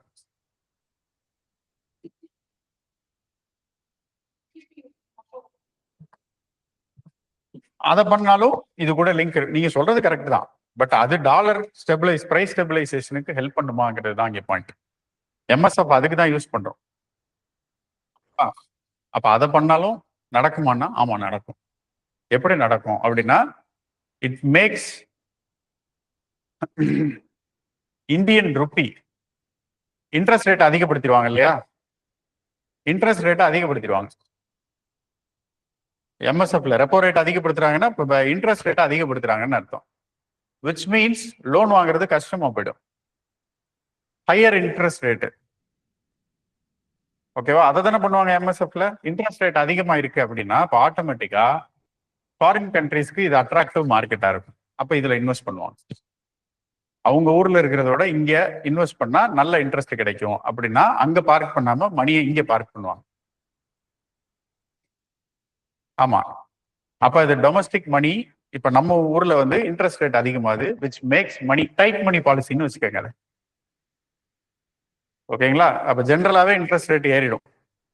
நீங்க டெபாசிட் பண்ணாலும் சரி, லோன் வாங்கினாலும் சரி. பணம் இல்லைங்கிறப்ப தான் அப்ப அந்த பிரச்சனை வருது. அப்போ இங்க இன்ட்ரெஸ்ட் ரேட் அதிகமா இருக்கு அப்படின்னு வச்சுக்கோங்க. ஓகேவா? இப்ப ஒரு நான் யூஎஸ்ல இருக்கிற ஒரு ஆள்னு வச்சுக்கிறேன், ஒரு என்ஆர்ஐயா இருக்கேங்க. அங்க வைக்கிறதுக்கும் இங்க வைக்கிறதுக்கும் உள்ள டிஃபரன்ஸ் நான் பாக்குறேன். I have a huge sum. என் மணியை நான் அங்க பார்க் பண்றதோட இங்க கொண்டு வரேன்னா நான் டாலர்ஸ்ல உள்ள கொண்டு வரேன். ஏன்னா என் மார்க்கெட்டை நான் அட்ராக்டிவா மாத்துறேன்.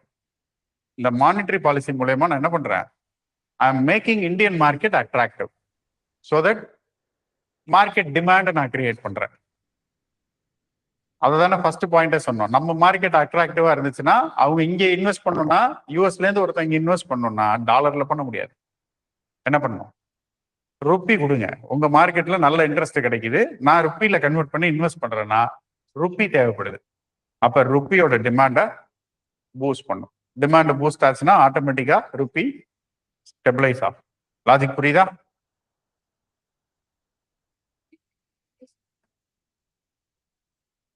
அதை எப்படி பண்றோங்கிறது தானே. ரேட்டை இன்க்ரீஸ் பண்றோமா டிக்ரீஸ் பண்றோமா, எம்எஸ்எஃப் நீங்க இன்க்ரீஸ் பண்றீங்களா டிக்ரீஸ் பண்றீங்களாங்கிறத பொறுத்து தானே அது மாறும். இங்க நமக்கு எது தேவையோ அதை செஞ்சுக்குவோம், அவ்வளவுதான்.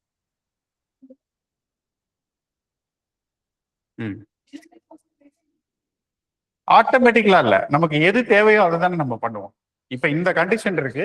இப்ப இது என்ன பண்ணா, இப்ப இன்ட்ரெஸ்ட் ரேட்டை நம்ம அதிகப்படுத்துறோம் டெபாசிட்ஸ்க்கு அப்படின்னா ஓகே, இட் பிகம்ஸ் அட்ராக்டிவ். அது மாதிரி பண்ணிக்கலாம். That's how it works.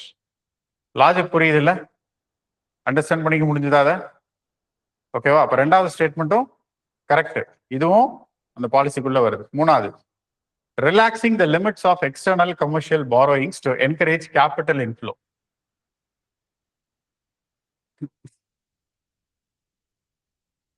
கடன் வாங்குறோம் எக்ஸ்டர்னல் கமர்ஷியல் பாரோயிங்ஸ்க்கு. இப்ப ஒரு கம்பெனி யாரையும் எவ்வளவு வாங்கணும்னு ஒரு லிமிட் இருக்கு.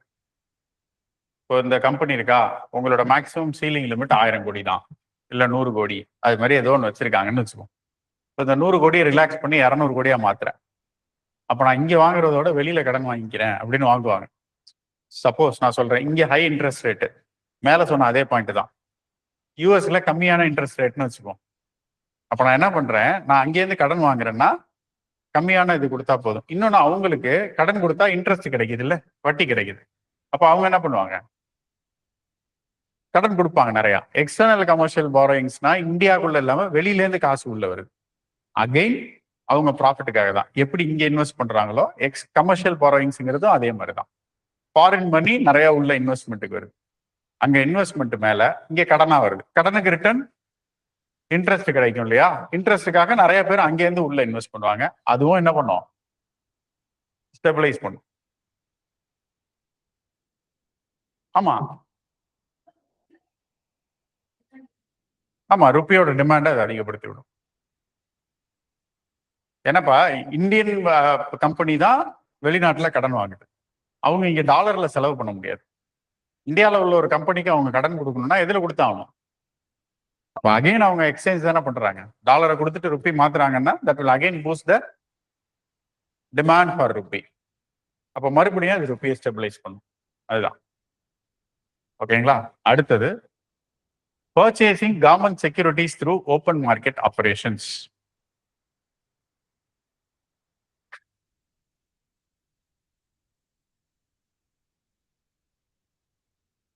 பர்ச்சேசிங் இது அப்படியே ஆப்போசிட்டா ஒர்க் பண்ணும். நான் செக்யூரிட்டியை பர்ச்சேஸ் பண்ணேன்னா நான் என்ன கொடுக்கணும்? ருப்பியை கொடுக்கணும். ஆர்பிஐ வந்து செக்யூரிட்டியை பர்ச்சேஸ் பண்ணுது. மார்க்கெட்ல இருக்க செக்யூரிட்டி எல்லாம் பர்ச்சேஸ் பண்ணா என்ன பண்ணணும்? ருப்பி உள்ள கொடுக்கணும். நான் ருப்பியை டைட் பண்ணணும். நான் லூஸ் பண்ணி விடுறேன். ஓகே, எல்லார் கையிலையும் காசு நிறைய கொடுத்தா மணி வேல்யூ குறையும். அது ஈஸி மணி பாலிசின்னு சொல்லுவாங்க இல்லையா? இப்போ ருப்பிக்கான டிமாண்டு மோசமா போகும்.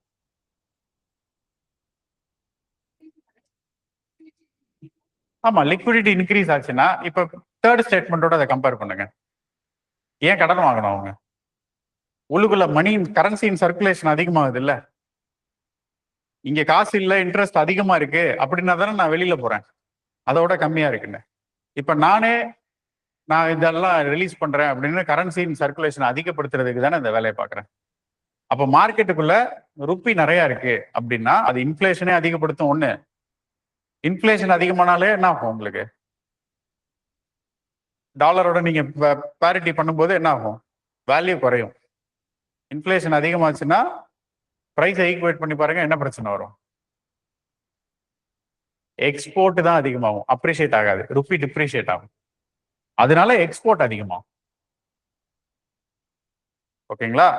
அதாவது எப்படி சொல்றது, ஒரு டாலர் 80 ரூபா இருக்கு, இப்ப 90 ரூபா ஆயிடுச்சு. அப்ப ருப்பி டிப்ரிஷியேட் ஆயிருக்கு. ஓகேங்களா? டிப்ரிஷியேட் தான் ஆயிருக்கும். அது வந்து நமக்கு எக்ஸ்போர்ட்டை தான் பூஸ்ட் பண்ணும். ஏன்னா ஒரு டாலருக்கு இப்போ முன்னாடி 80 ரூபா தான், இப்போ 90 ரூபா, நான் இன்னும் நிறைய பொருள் வாங்கலாம் அப்படின்னு அது எக்ஸ்போர்ட்டை பூஸ்ட் பண்ணும். இதை ஈக்குவேட் பண்ணாது. ஓகேங்களா? ஸோ அப்போ ஃபோர்த் மட்டும் தப்பு, இதுல மீதி எல்லாமே கரெக்டா வரும். இது வந்து பேசிக்ஸ் தான். அது எது வரும் வராது அப்படின்னு ஐடென்டிஃபை பண்ற மாதிரி ரொம்ப சிம்பிள் லாஜிக்ல கேட்டது. நம்ம ஃபண்டமெண்டல்ஸ் எது வரும் வராதுன்னு நம்ம கொஞ்சம் கால்குலேட்டடா யோசிச்சு, இதுதான் டைம் எடுக்கும்.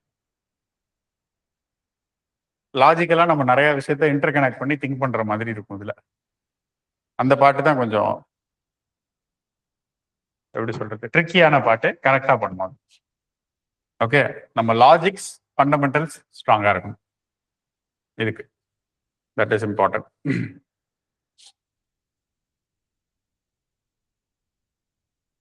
இதை பார்க்கும்போது இந்த வாலட்டாலிட்டின்னு வர்றதுனால additionally please refer nominal exchange rate, real exchange rate,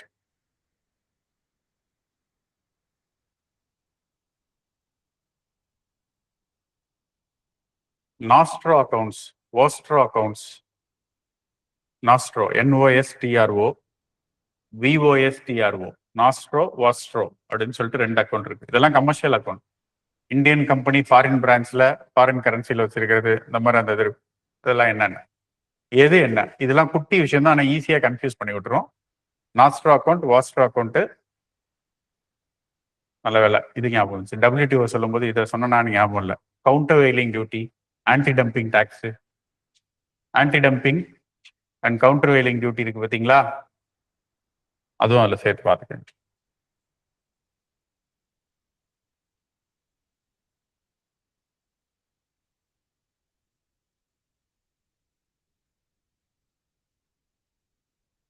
Shall we move to the next question?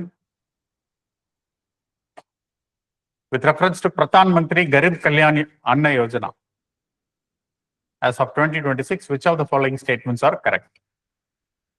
The scheme has been fully integrated with the National Food Security Act, ensuring that the 5 kg of food grains per person per month is now provided free of cost to all eligible beneficiary. அதாவது இதுக்கு முன்னாடி kilo ₹1 ₹2 அப்படின்னு கொடுத்துக்கிட்டு இருந்தாங்க. இப்போ அதை ஃபுல்லா என்ன பண்ணிட்டாங்க, ஃப்ரீ ஆஃப் காஸ்டா ஆக்கிட்டாங்க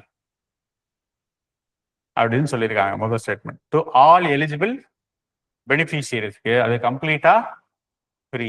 it is fully integrated with national food security act அப்படின்னு கொடுத்துருக்காங்க. ரெண்டுமே கரெக்ட். ஃபர்ஸ்ட் ஸ்டேட்மெண்ட் கரெக்ட் தான். The central government bears the entire cost of food subsidy, including intrastate transportation and handling charges previously shared with state governments.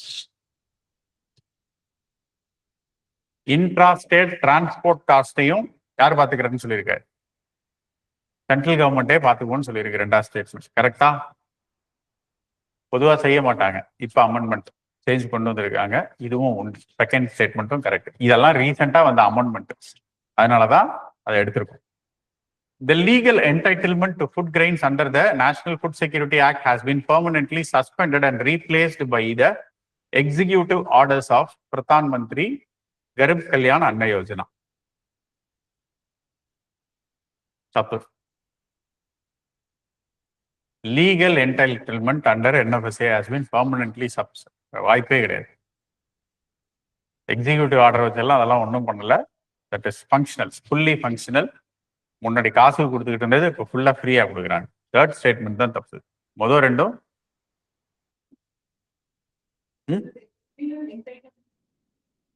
என்டைட்டில்மெண்ட்னா இவங்களுக்கு அப்படின்ட்டு சொல்றது. அந்த வார்த்தையை எப்படி சொல்லலாம்? Owner, you are entitle to, அது ஒரு ப்ரிவிலேஜ், உங்களுக்கான ப்ரிவிலேஜ் அப்படிங்கிற மாதிரி. இப்போ வந்து ஒரு பிரசிடென்ட் இருக்காரு, you are entitle to have accommodation with phone connection அப்படின்னா அது அந்த பொசிஷனுக்கு கொடுக்குற ஒரு ப்ரிவிலேஜ் அப்படிங்கிற மாதிரி. இப்போ இந்த பெனிஃபிஷியரிஸ் எல்லாருமே they are entitle to have free ration, அது அவங்களோட ப்ரிவிலேஜ் அப்படின்னு வச்சுக்கலாம். ஓகேங்களா? தேர்ட் ஸ்டேட்மெண்ட் மட்டும் அதெல்லாம் வராது, மற்றபடி எல்லாமே கரெக்ட் தான். 2020 கொண்டு வந்திருப்பாங்க கரீப் கல்யாண் யோஜனா அப்படின்னு. ஓகேவா? இப்போ ரீசெண்டாக கொண்டு வந்த சேஞ்சஸ் இது. டிரான்ஸ்போர்ட்டேஷன் காஸ்ட்டையும் யார் எடுத்துக்கிறா? சென்டரே எடுத்துக்குது. இதுவும் அந்த இப்போ சொன்னல அதை பேஸ் பண்ணி தான் இந்த இஷ்யூ வந்துருந்துச்சு. இந்த bogus ration cards, beneficiaries, ghost beneficiaries இதெல்லாம் எடுத்து, ஏன்னா சப்சிடி வந்து ரொம்ப கூட போகுது, அதை கர்டைல் பண்ணணும். 2,10,000 கோடி இது பண்ணியிருப்பாங்க போன பட்ஜெட்டில். இது இவ்வளோ போகக்கூடாது, இதை கம்மி பண்ணணும் அப்படிங்கிறதுக்காக சில மெஷர்ஸ் எடுத்திருப்பாங்க, அதெல்லாம் சொல்லியிருப்பாங்க. அதை பேஸ் பண்ண ஒரு question. Related topics to be seen are ஹோலிஸ்டிக்கா இதை கவர் பண்றதுக்கு one nation one ration card link, inflation, buffer ஸ்டாக்குக்கும் இன்ஃப்ளேஷனுக்கும் உள்ள லிங்க்,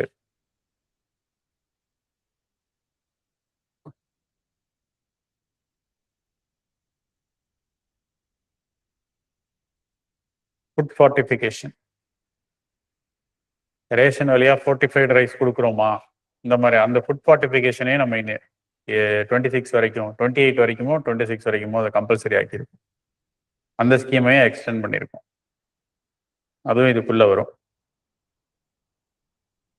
அப்புறம் இந்த ஸ்கீம் ரிலேட்டடா இப்ப பட்ஜெட்ல இருக்கிற ஃபேக்ட்ஸ், இந்த வருஷம் பட்ஜெட் வந்துருச்சு இல்லையா, அப்போ இதுல இருக்கிற ஃபேக்ட்ஸ், இது போன வருஷத்து இது நம்ம இப்போ அக்டோபர் வரைக்கும் தான் பார்த்துக்கிட்டு இருக்கோம்.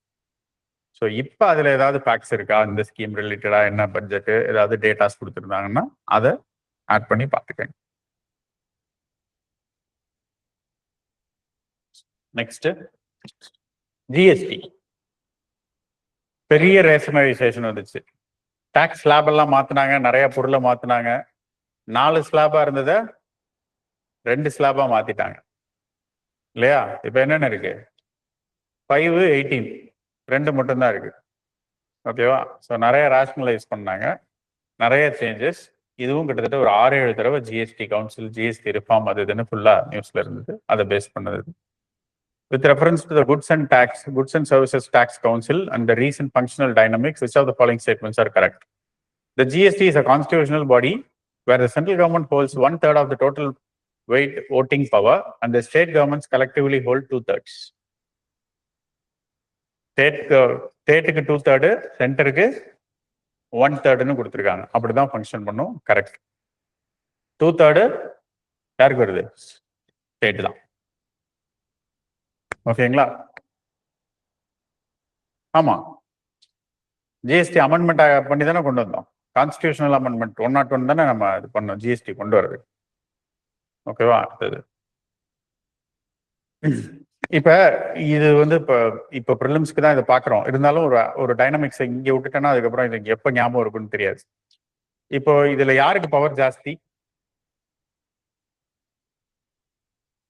சென்டருக்கா ஸ்டேட்டுக்கா? ஓட்டிங் ஷேர் பாருங்க, 1/3, 2/3. யார் நினைக்கிறத இம்ப்ளிமெண்ட் பண்ண முடியும்? சென்டர். எப்படி? சரி, சப்போஸ் இல்லைன்னு வச்சுக்கோ. அசியூம் தட் மொத்தம் இருக்கிற 28 ஸ்டேட்ல 24 ஸ்டேட்ல அப்போசிஷன் தான் இருக்கு இவங்களுக்கு. அப்படி வச்சுக்கோ. இப்ப யாரு பவர்ஃபுல்? சென்டரா ஸ்டேட்ஸா?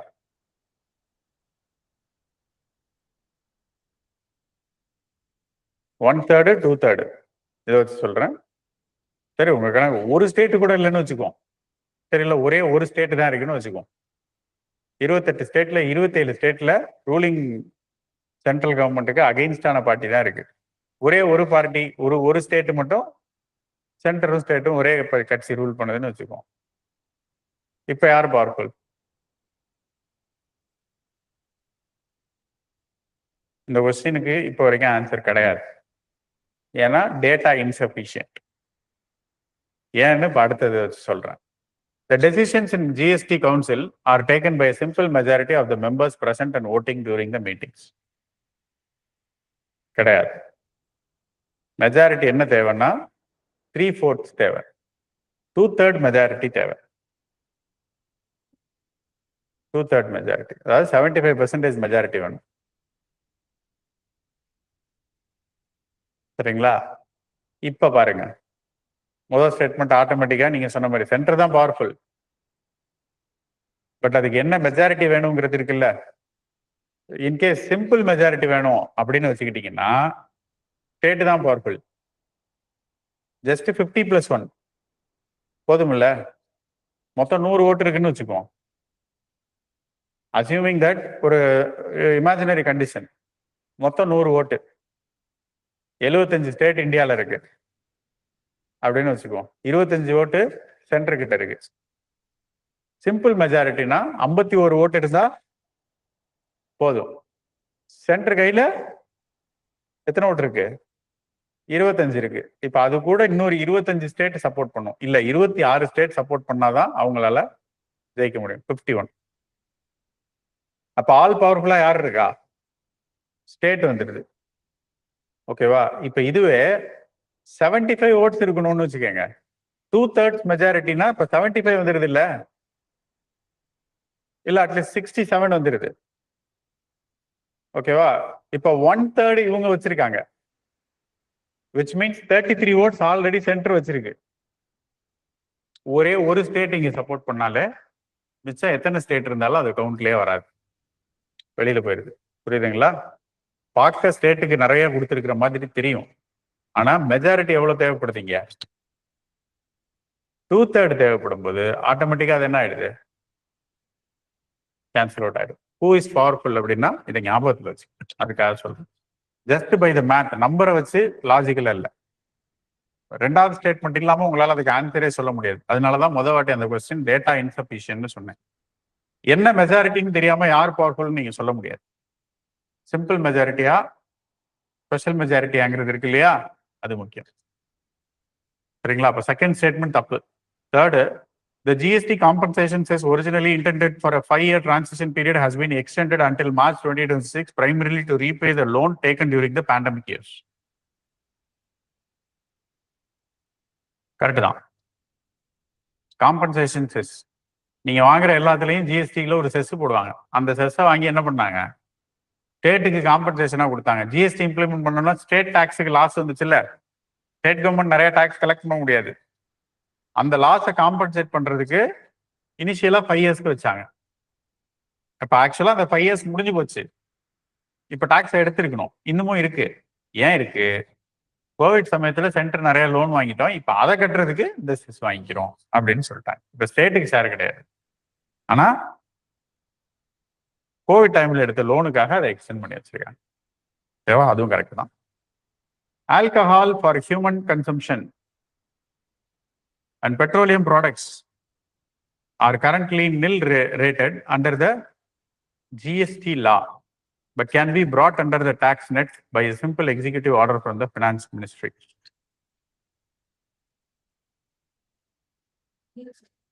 Nil rated. இது ஒரு constitutional amendment act.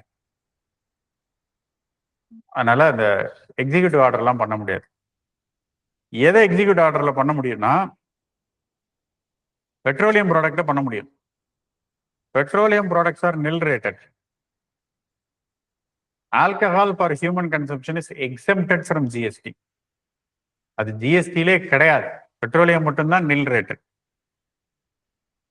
Alcohol state தான் பண்ணுது. ஒவ்வொரு ஸ்டேட்ல ஒவ்வொரு பிரைஸ் இருக்கும். கோவா, பாண்டிச்சேரி ஏன் ஃபேமஸ்? அங்க சீப், டாக்ஸ் கம்மி. சென்டர் கீழ டைரக்டா வருது, டாக்ஸ் கம்மி, அதனால அங்க கம்மியா இருக்கும். ஸ்டேட் டாக்ஸ் தான் அதிகமா இருக்கும். ஸ்டேட் தான் அங்க டாக்ஸ் பண்ணும். புரியுதுங்களா? அதான் விஷயம். ஸ்டேட் கண்ட்ரோல்ல தான் இருக்கு tax. That is exempted. GST exempted. Alcohol ஜிஎஸ்டிக்குள்ளேயே கிடையாது, எக்ஸம்ஷன்ல இருக்கு. இப்போ அதை உள்ள கொண்டு வரணும்னா எக்ஸிக்யூட்டிவ் ஆர்டர்லாம் போட முடியாது. You need to have a proper constitutional amendment கொண்டு வந்தா கொண்டு வரணும். அப்போ 4th தப்பு, 2nd தப்பு, 1 and 3. ஓகேங்களா? ஜிஎஸ்டில இது ரிலேட்டடா இன்வெர்டட் டியூட்டி ஸ்ட்ரக்சர்னா என்னன்னு பாத்துக்கோங்க. ஜிஎஸ்டி அப்பலேட் ட்ரிபியூனல்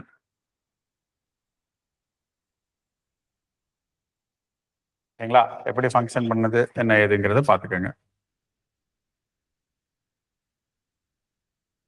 ரஃபா நமக்கு 2 ஸ்லாப்ஸ் தான் இருக்கு இல்லையா? ஒன்னு 5%, இன்னொன்னு 18%. பட் இது இல்லாம இன்னொரு ஸ்லாப் இருக்கு 40%. ஓகேவா? 40% வந்து டிமெரிட் ரேட்னு சொல்லுவாங்க. அதுக்கு ப்ராப்பரான நேம் டிமெரிட் ரேட். சின் டாக்ஸ். அதுக்கெல்லாம் நம்ம பண்ற பாவத்துக்கான டாக்ஸ் அது அப்படிம்பாங்க. டொபாக்கோ, ஆல்கஹால் இந்த மாதிரி ஜிஎஸ்டிக்குள்ள வர்றதுக்கு. ஹியூமன் கன்சம்ஷன் ஆல்கஹால் இதுல கிடையாது, பட் டொபாக்கோ ப்ராடக்ட்ஸ் இந்த மாதிரி விஷயங்கள்லாம் உள்ள வருது பார்த்தீங்களா, அதுக்கெல்லாம் அது வரும். ஓகே, இப்போ இது போக பார்த்தீங்கன்னா 0.25 இருக்கு, 0.5 இருக்கு, 3% இருக்கு. இது ஒரு 3 ஸ்பெஷல் கேட்டகரி ஸ்லாப். ப்ரெஷியஸ் மெட்டல்ஸ்க்கு 3%, கோல்டு, சில்வர்,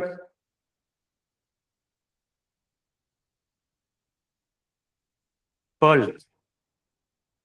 கோல்டு, சில்வர், பேர்ல்ஸ்க்கும் வரும். மெட்டல்ஸ் மட்டும்தான் இல்லை, கோல்டு, சில்வர், பேர்ல்ஸ்க்கு எவ்வளோ டாக்ஸ்? 3%. ஓகேவா?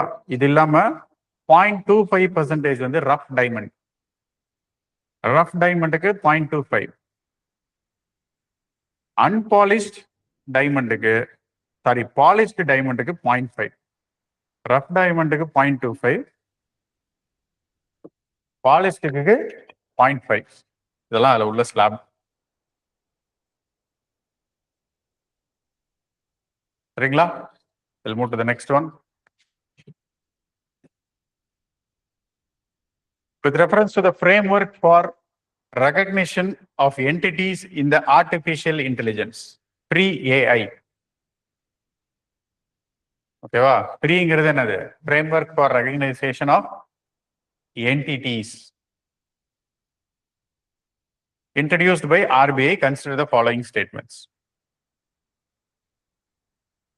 RBI இப்படி ஒரு framework introduce பண்ணிருக்கு, அதை பேஸ் பண்ணி.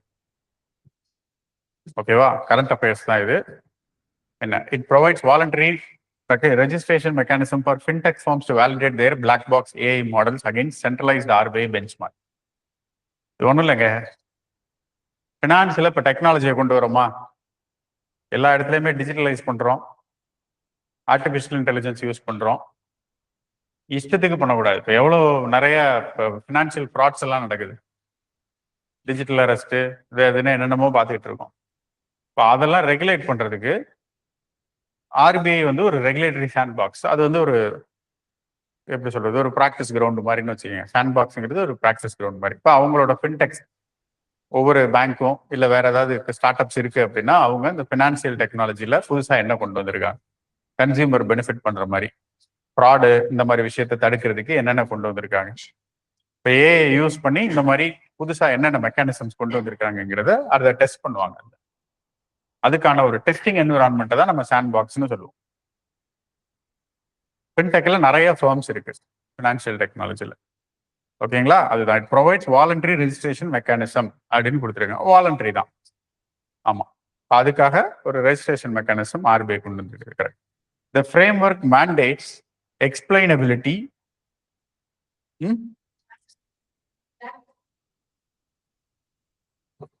mechanism for fintechs to validate their black box AI models.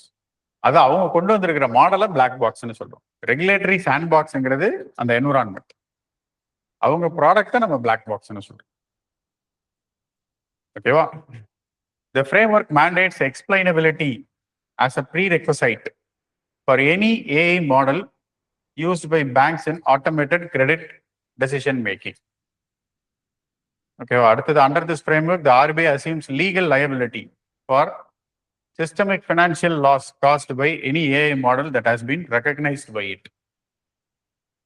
RBI recognize பண்ணின AI models எதுல இருந்தாது ஏதாவது ஒரு லாஸ் வந்துச்சுன்னா அதுக்கு லீகல் லைபிலிட்டி யார் எடுத்துக்கிறா? RBI அப்படின்னு சொல்லியிருக்காங்க. அது தப்பு. செகண்ட் ஸ்டேட்மெண்ட் கரெக்ட், தேர்ட் தப்பு. லீகல் லைபிலிட்டி அவங்க எடுத்துக்க மாட்டாங்க.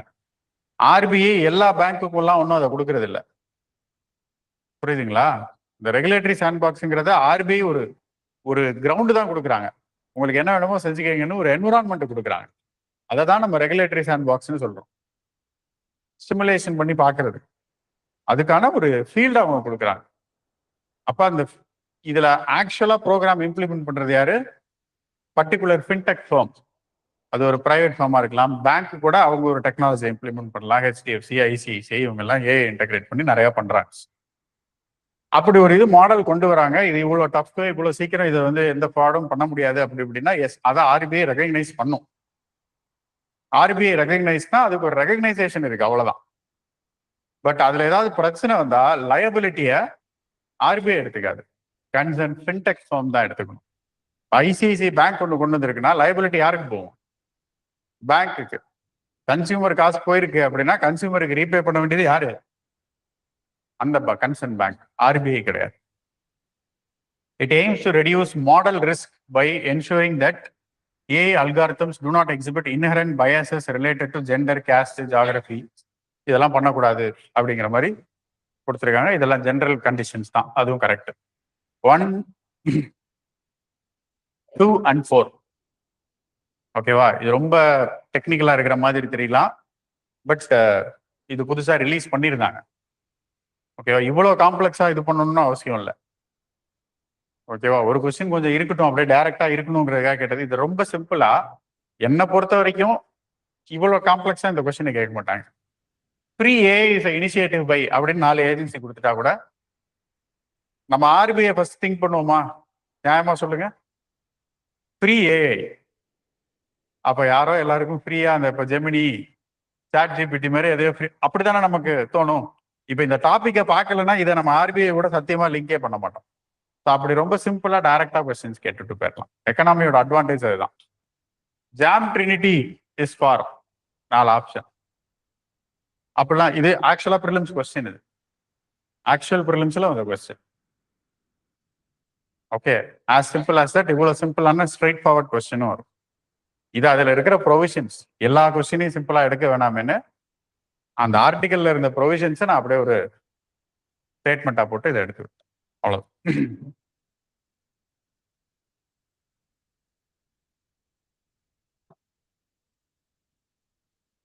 In the context of urban development and labor welfare in India, the Apnagar initiative is best described as a scheme for providing which of the following? Apnagar. இந்த ஸ்கீம் எதுக்காக?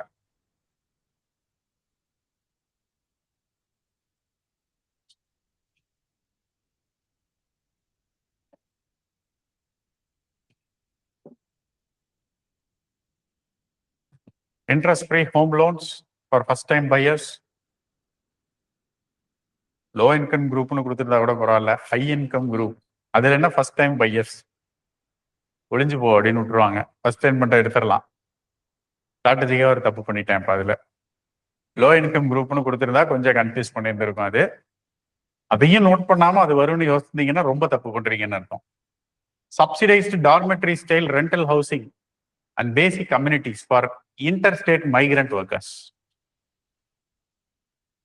Financial assistance for the construction of permanent houses in rural areas under PMAY. Pradhan Mantri Awas Yojana Gramin. Legal aid and title deeds, PATA, to slum dwellers for the regularization of unauthorized colonies. Scheme தெரியலன்னா மொதல் ஆப்ஷனை தவிர மீதி மூணுமே அப்படியே ப்ராப்பரா set ஆகும். Option B. சரிங்களா? மைக்ரண்ட் ஒர்க்கர்ஸ்க்காக D.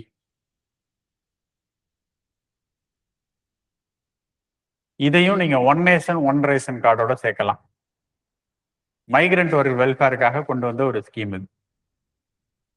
National urban livelihood mission இது கூட சேர்ந்து பார்க்கணும். வில்லேஜ்ல கிடையாது, இது அர்பன்ல தான். அப்னாகரோட பிரைமரி அப்ஜெக்டிவ் என்னன்னு பாத்துக்கங்க. அதையே பேஸ் பண்ணி ஒரு கொஸ்டினா கேட்கலாம். மைக்ரண்ட் வெல்ஃபேர் மைக்ரேஷன் அதுதான் பூஸ்ட் பண்ணும். Labour demand, labour shortage, employment இதெல்லாம் இதை பேலன்ஸ் பண்ணணும்னா இதை நீங்க ப்ராப்பரா பண்ணியாகும். மைக்ரண்ட்டுக்கான ஃபெசிலிட்டியை கிரியேட் பண்றதுக்கு இது கவர்மெண்டே கட்டி கொடுக்குற ஒரு குவார்டர்ஸ் மாதிரி டார்மெட்ரி ஸ்டைல். ஓகேங்களா?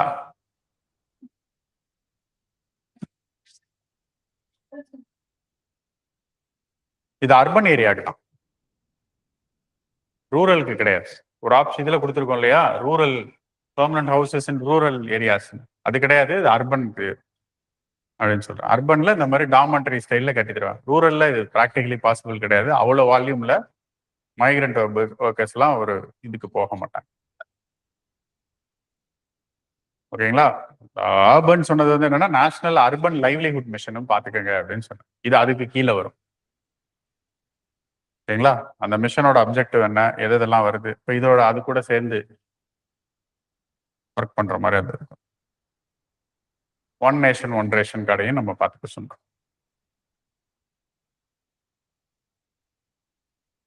Right. Next question. With reference to PM Swanidhi scheme and the formalization of informal economy, which of the following statements are correct? It is a central sector scheme providing microcredit facilities to street vendors without the requirement of any collateral or third-party guarantee. The scheme incentivizes digital transactions through a monthly cashback mechanism, thereby helping vendors to build digital credit profile. An interest subsidy of 7% per annum is credited directly into the beneficiary's bank account on quarterly basis upon timely repayment of loan. The scheme is exclusively available to street vendors who are operational in urban areas prior to the COVID-19 lockdown.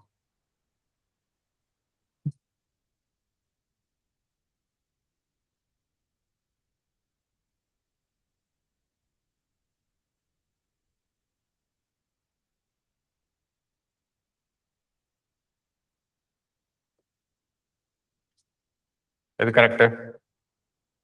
First statement correct. சரிங்களா? செகண்டும் correct, தேர்டும் correct, fourth மட்டும் தப்பு. Option இல்லைன்னு நினைக்கிறேன். தப்பா option போட்டு வச்சிருக்கேன். தூக்க கழகத்தில் ஏதாவது டைப் பண்ணியிருப்பேன், அதனுடைய விளைவு மன்னிச்சுக்கேங்க. ஓகே, ஐடியா வந்து இந்த ஸ்கீம் 3 இடத்துல இருந்துச்சு நியூஸ்ல. பிஎம் ஸ்வநிதி. ஓகேங்களா?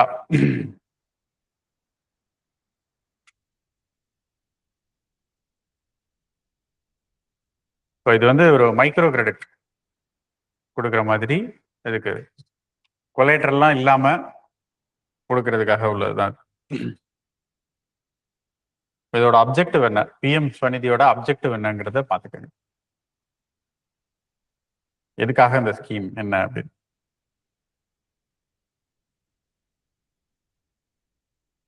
இந்த டாபிக் சம்பந்தம் இல்லதான், டக்குனு ஞாபகம் வந்துச்சு. இன்னும் 2 இது இருக்கு.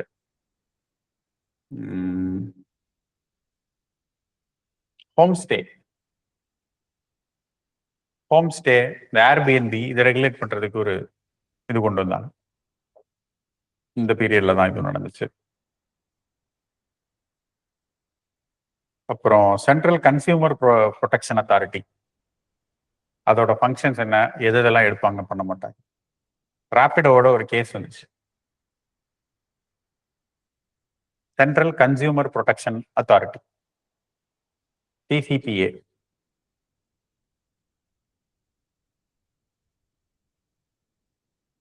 இப்ப இந்த பிஎம் ஸ்வநிதியை பொறுத்த வரைக்கும் பார்ட்னர் யாரு, இம்ப்ளிமெண்டேஷன் பார்ட்னர் யாருன்னா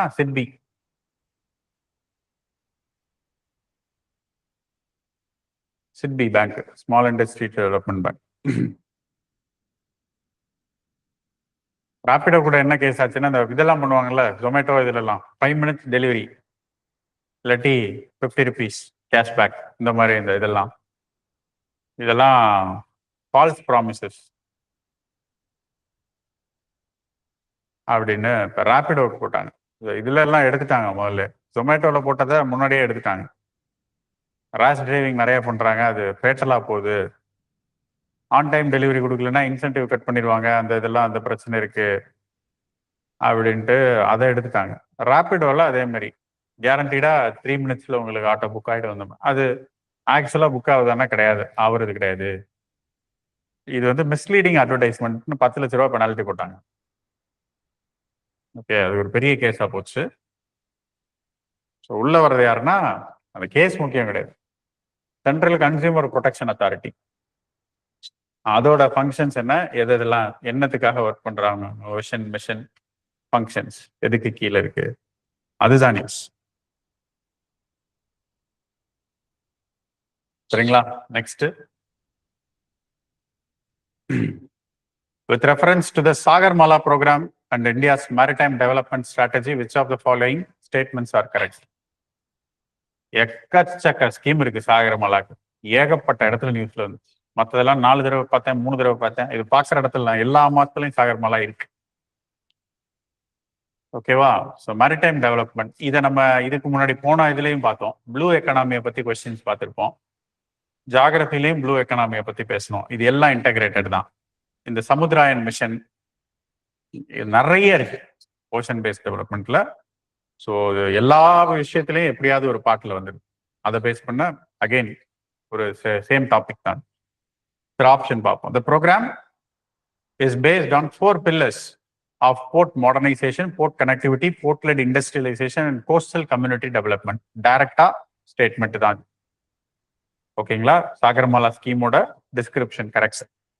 The Sagar Manthan dashboard has been launched under this scheme to provide real-time monitoring of maritime data and vessel movements.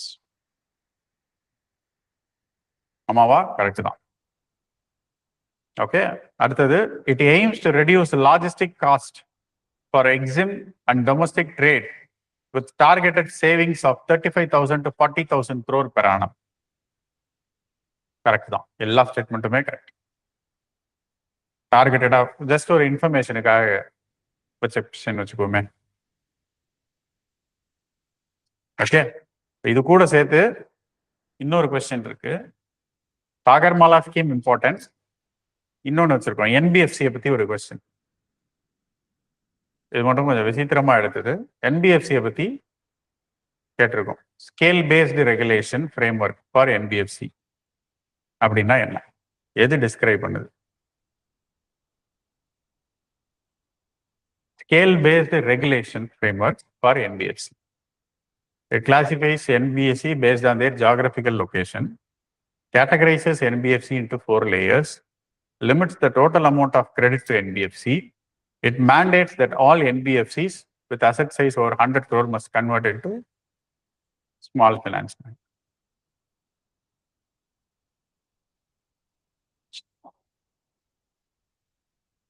Option B, அது ஒண்ணுதான் லாஜிக்கலா கரெக்டா இருக்கு. ஜாகிரபி வச்செல்லாம் நீங்க என்பிஎஃப்சி எல்லாம் கேட்டகரைஸ் பண்ண மாட்டீங்க. அப்பர், பேஸு, மிடில், டாப்னு இப்படி லேயர் பிரிக்கிறோம். சைஸு, ஆக்டிவிட்டி இதை வச்சுதான் என்ன பண்றோம், என்ன வால்யூம் பிஸ்னஸ் பண்றாங்கிறத வச்சு கேட்டகரைஸ் பண்றது. அதுதான் scale based regulation for NBFC. அது ஒரு ரெகுலேஷன் கொண்டு வந்தாங்க. ஓகேங்களா? For the first time NBFC has been என்ன சொல்றது லான்ச்டு ஃபார் சாகர்மாலா ப்ரோக்ராம். இது ரெண்டுத்தையும் சேர்த்து ஒன்று இருக்கு. சாகர்மாலா ஃபினான்சிங் கார்பரேஷன் லிமிடெட் அப்படின்னு சொல்லிட்டு ஒரு என்பிஎஃப்சி. ஓகேவா? அப்போ ஆல்ரெடி இந்த மேரிடைம் டெவலப்மெண்ட்டுக்கு நம்ம இவ்வளோ கான்ட்ரிபியூஷன் இதெல்லாம் சொன்னோம் இல்லையா, அதை இன்னும் இது பண்றதுக்காக இது மேரிடைம் இன்ஃப்ராஸ்ட்ரக்சர் பூஸ்ட் பண்றதுக்கு, ப்ராஜெக்ட்ஸ் பில்ட் பண்றதுக்காக அதுக்கு ஒரு ஃபினான்சிங் கார்பரேஷன் என்பிஎஃப்சி, நான் banking financing corporation first time கொண்டு வந்துருக்கு. SMFCL, Sagarmala financing corporation limited, SMFCL அப்படின்னு சொல்லு. அது நீங்க அடிஷனலா பாத்துக்க வேண்டியது. SMFCL என்ன, அதோட அப்படின்னா என்ன, அதோட அப்ஜெக்டிவ் என்ன, ஃபங்க்ஷன்ஸ் என்ன.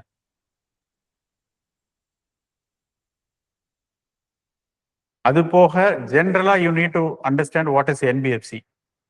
நான் பேங்கிங் ஃபினான்சிங் கம்பெனிஸ்னா என்ன, பேங்க்லேருந்து அது எப்படி வேறுபடுது, அண்டர்ஸ்டாண்ட் தட் பேசிக்ஸ். நிறைய ரெகுலேஷன்ஸ் மாத்திருக்காங்க. அதுல பியர் டு பியர் லெண்டிங் அதை எப்படி ரெகுலேட் பண்றாங்க, what is the procedure, P2P lending அப்படின்னு ஒன்று இருக்கு.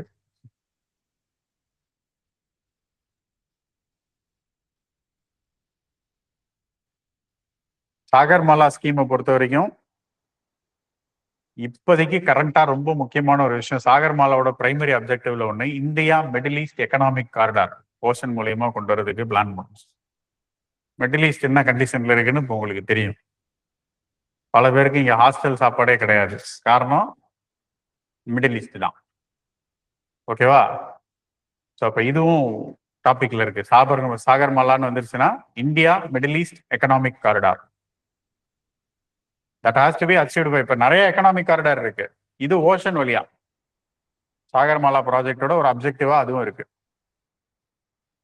ஹரித் சாகர் அப்படின்னு சொல்லிட்டு நம்ம ஒரு ஸ்கீம் கொண்டு வந்தோம், கிரீன் ஷிப்பிங்.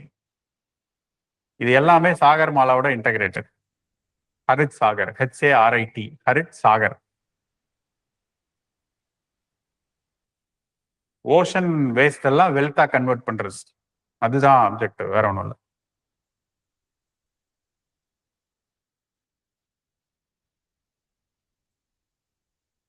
சரிங்களா? சாகர்மாலா, என்பிஎஃப்சி, இது போக முக்கியமா ஃபர்ஸ்ட் சாகர்மாலாக்குன்னு ஒரு என்பிஎஃப்சி கொண்டு வந்திருக்கோம். 3மே நியூஸ், 3த்தையுமே பார்த்துக்கேன். Right, next. With reference to Catrascope bonds, which is called as CAT bonds, and their role in disaster risk financing, which of the following statements are correct?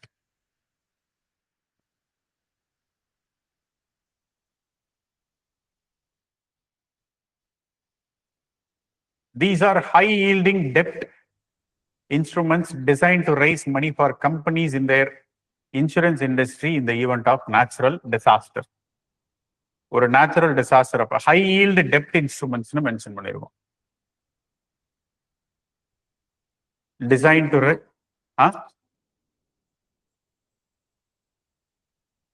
வரும். எப்போ ஹை ஈல்டுனா நேச்சுரல் டிசாஸ்டர் வந்தா மட்டும்தான் அதுக்கு risk பண்ணியிருப்பீங்க. இப்போ இது இப்போ ஆக்சிடென்ட்டுக்கு இன்சூரன்ஸ் பண்றாங்கல்ல, டெத் கிளைம் இன்சூரன்ஸ்னு ஒன்று போடுவாங்க. ஆக்சிடென்டல் டெத்னா you will be provided lump sum. அதுக்கு நீங்க பிரீமியம் கட்டுவீங்க. இப்போ கவர்மெண்ட்டே ஒரு ஸ்கீம் 300 ரூபாய் என்னமோ கட்டணும். வருஷத்துக்கு 300 ரூபாய் கட்டினீங்கன்னா ஆக்சிடென்ட் கவரேஜ் 10 லட்ச ரூபாய். ஆக்சிடென்டல் டெத் நடந்துச்சுன்னா எவ்வளவு? 10 lakhs வந்துடும். இது ஒரு கவர்மெண்ட் இது ஸ்கீமே இருக்குது, சப்சிடைஸ்ல. வருஷத்துக்கு 300 ரூபா ஒரு பெரிய காசு இல்லை. ஆனா நம்ம செத்தா எவ்வளவு கிடைக்கும், அதுதான் பாயிண்ட். அதுல கிளாஸ் இருக்கு, ஆக்சிடென்டல் டெத். அப்ப நேச்சுரல் டெத் அதை கவர் பண்ணாது. புரியுதுங்களா? இப்போ நீங்க கட்டுற பிரீமியம் வேஸ்ட் தான். ஆக்சிடென்ட் ஆகி சாகலைன்னா எதுக்கு வேஸ்டா அப்படின்னு நம்ம விட முடியுமா? இது எப்படி இருக்கும்னா, காசு கொடுத்து பிளட் டெஸ்ட் எடுத்து பார்த்துட்டு வியாதி இல்லைன்னு வருத்தப்படுறது. கட்டின காசு வீணா போச்சு, ஏதாவது ஒரு வைரல் ஃபீவர் இருந்திருந்தா கூட பரவாயில்ல, ஒண்ணுமே இல்லை, எல்லாம் நல்லா இருக்குன்ட்டாங்க அப்படின்னு வருத்தப்படுற மாதிரி தான் இது ஒன்றும் பண்ண முடியாது. இது ஒரு ரிஸ்க் கவர் தான். நமக்கு இதனால எந்த யூஸும் கிடையாது. ஓகே, ஃபேமிலி வெல்ஃபேருக்காக பண்றது அதே தான் இது. இப்போ பெரிய பெரிய கம்பெனிஸ் எல்லாம் இப்போ சில இடத்துல ஃபர்ஸ்ட் டைமா இது கொண்டு வராங்க டிசாஸ்டர் மேனேஜ்மெண்ட்ல. எப்படின்னா பெரிய கம்பெனிஸ்லாம் நிறைய இருக்கு, ஒரு பெரிய it is prone to disaster, ஒரு லேண்ட்ஸ்லைடு, சைக்ளோனு, இதனால பெருசா டேமேஜ் ஆகுது அப்படின்னா அப்ப அவங்க கிளைம் பண்றதுக்கு அதுக்கு பண்ற ஸ்பெஷல் இன்சூரன்ஸ். ஆனா அந்த இன்சூரன்ஸ் பே அவுட் எப்போ இருக்குன்னா ஒரு ரிஸ்க் இது மாதிரி நடந்து டேமேஜ் ஆனா மட்டும்தான். அப்படி இல்லாட்டி நீங்க கட்டுற பிரீமியம்லாம் ஒன்றும் வராது. ஹை ஈல்டு இதுன்னு அதை தான் சொல்றோம். ஃபர்ஸ்ட் ஸ்டேட்மெண்ட் கரெக்ட் தான். ரெண்டாவது, if a specific trigger event occurs during the bond's tenure. Okay, if a specific trigger event occurs during the bond tenure, the investor loses the principal and the issuer uses it to cover losses. ஆமா, principal அவங்க வச்சிருக்கிறது போயிடுச்சுன்னா இப்போ அந்த இஷ்யூர் கொடுத்துருக்காங்க இல்லையா, அதை வச்சுதான் லாஸஸை கவர் பண்றதுக்கு கொடுப்பாங்க பைசா. ஓகேவா? ஒரு ட்ரிகர் ஈவென்ட் நடந்தாதான் அது. நடக்கலைன்னா அந்த பிரீமியம் மொத்தமும் வேஸ்ட், ஒன்றும் இருக்காது. சரிங்களா? பொதுவா இந்த மாதிரி இதுக்கெல்லாம் பிரீமியம் கம்மியா தான் இருக்கும் நீங்க கட்டுறது. 10 லட்ச ரூபாய் பாலிசிக்கே 300 ரூபா தான் வருஷத்துக்கு. அது ஒரு அமௌண்ட்டே கிடையாதுல்ல. கொஞ்சம் யோசிச்சு பாருங்க, பிராக்டிக்கலா வருஷத்துக்கு 300 ரூபா ஒரு அமௌண்ட்டா? ஆனா செத்தோம்னா 10 லட்ச ரூபாங்கிறது அட்ராக்டிவா இருக்கும். ஆனா எப்படிங்கிறது தான், அதான் கிளாஸ். இந்த மாதிரி ஈவெண்ட்ஸ்க்கெல்லாம் ரொம்ப கம்மியான இதுதான் இருக்கும். ஏன்னா ஸ்பெசிபிக்கா ஒரு ஈவெண்ட் இப்படி நடந்தா மட்டும்தான் அப்படின்னு இருக்கு. நேச்சுரல் டிசாஸ்டர், ஒரு குண்டு வச்சு வெடிச்சிருச்சு, ஒன்றும் பண்ண முடியாது. அது நேச்சுரல் டிசாஸ்டர்ல வராது. Loss will not be covered. That's the thing. Unlike traditional bonds, the interest on CAT bonds is typically lower than the government securities because they are considered ESG compliant. ஆமா, கம்மி தான், ரொம்ப கம்மி தான். அதுதான் சொன்னேன் இல்லையா, மூணுமே கரெக்ட். சும்மா ஜஸ்ட் அந்த பாண்டை பத்தின information. Please try to understand. அந்த டாபிக்கை பார்த்துக்கங்க, கேட் பாண்ட்னா என்ன அப்படிங்கிறது. ஓகேங்களா? அதை ஜங்க் பாண்டுன்னு கூட சொல்லுவாங்க. அதுக்கு பேரு high yield bond or junk bond. ஏன்னா அந்த ஈவெண்ட் நடக்கலைன்னா நீங்க கட்டினது மொத்தமும் ஜங்க் தான், அதனால எந்த பிரயோஜனமும் கிடையாது அப்படிங்கிறதுனால. Okay, first time insurance linked securities இந்தியாவுக்குள்ள கொண்டு வந்திருக்கும். இன்சூரன்ஸ் லிங்க்டு செக்யூரிட்டிஸ் அப்படின்னா என்ன?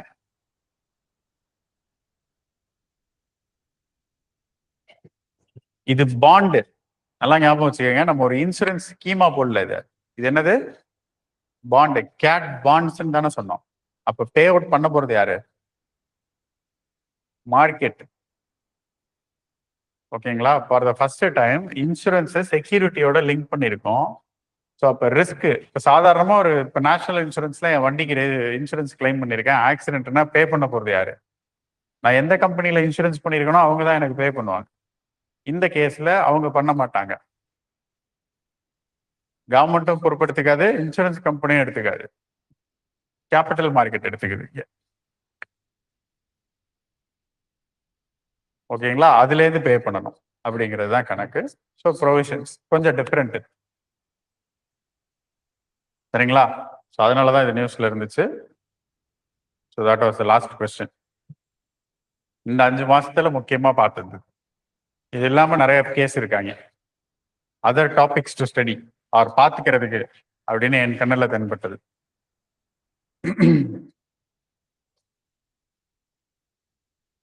India energy stack, IES, Indian energy ஸ்டேக்னு ஒன்று கொண்டு வந்தாங்க. பவர் மினிஸ்ட்ரியோடது. ஓகேங்களா, நம்ம பவர் செக்டாரை மொத்தமா டிஜிட்டலைஸ் பண்ணி ஸ்ட்ரீம் லைன் பண்றது,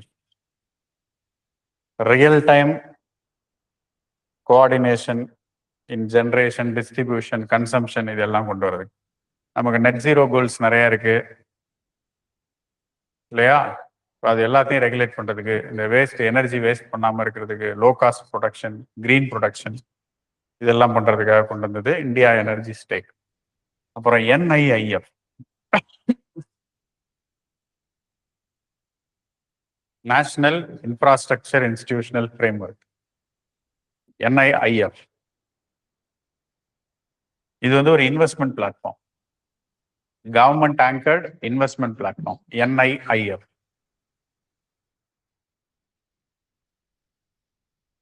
ஒரு இன்வெஸ்ட்மெண்ட் பிளாட்ஃபார்ம் தான். மார்க்கெட்ல யார் வேணா இதுல இன்வெஸ்ட் பண்ணுவாங்க. அதுல வர இன்வெஸ்ட்மெண்ட்டை கவர்மெண்ட் இன்ஃப்ராஸ்ட்ரக்சர் பில்ட் பண்றதுக்காக யூஸ் பண்ணும்.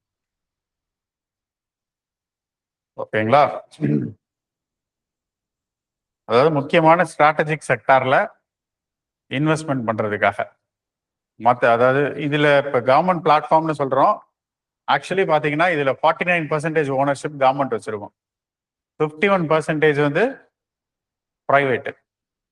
ஓகேங்களா, ஸோ பிரைவேட்னா யாருன்னா குளோபல் இன்வெஸ்டர்ஸ். இப்ப துபாய் வந்து இன்வெஸ்ட் பண்ணாங்க, UAE கவர்மெண்ட் NIIFல பண்ணாங்க. ஏன்னா இந்தியால பொட்டன்ஷியல் இருக்கு. இப்போ இன்ஃப்ராஸ்ட்ரக்சர் டெவலப் ஆகி அது ஈல்டு கொடுக்குதுன்னா அதுல அவங்களுக்கு ப்ராஃபிட் இருக்கு. அது மாதிரி ஸோ இப்போ வெளியிலேருந்து இன்வெஸ்ட்மெண்ட் வாங்கி அதை வச்சு இங்கே உள்ள இன்ஃப்ராஸ்ட்ரக்சரை பில்ட் பண்ற ஒரு பிளாட்ஃபார்ம். ஓகேங்களா, ஸோ இது வந்து ஒரு ஆல்டர்னேட் இன்வெஸ்ட்மெண்ட் ஃபண்ட் அப்படின்னு சொல்லுவோம், AIF, ஆல்டர்னேட் இன்வெஸ்ட்மெண்ட் ஃபண்ட்ஸ். AIFனா என்ன, இதை ஏன் NIIF ஏன் AIFக்கு கீழே கொண்டு வரும், NIIFோட ஃபங்க்ஷன் என்ன, இதெல்லாம் கொஞ்சம் பார்த்துக்கோங்க.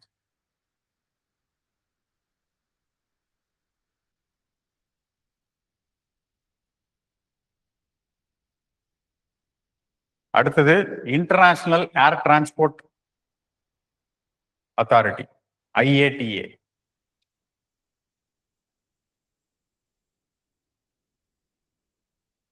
ஏர் டிரான்ஸ்போர்ட் அத்தாரிட்டியா அசோசியேஷன் நினைக்கிறேன், இன்டர்நேஷனல் ஏர் டிரான்ஸ்போர்ட் அசோசியேஷன், IATA.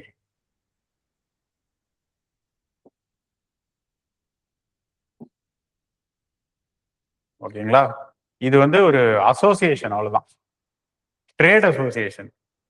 ஞாபகத்தில் வச்சுக்கோங்க, இது ரெகுலேட்டரி அசோசியேஷன் கிடையாது, இது ட்ரேட் அசோசியேஷன்.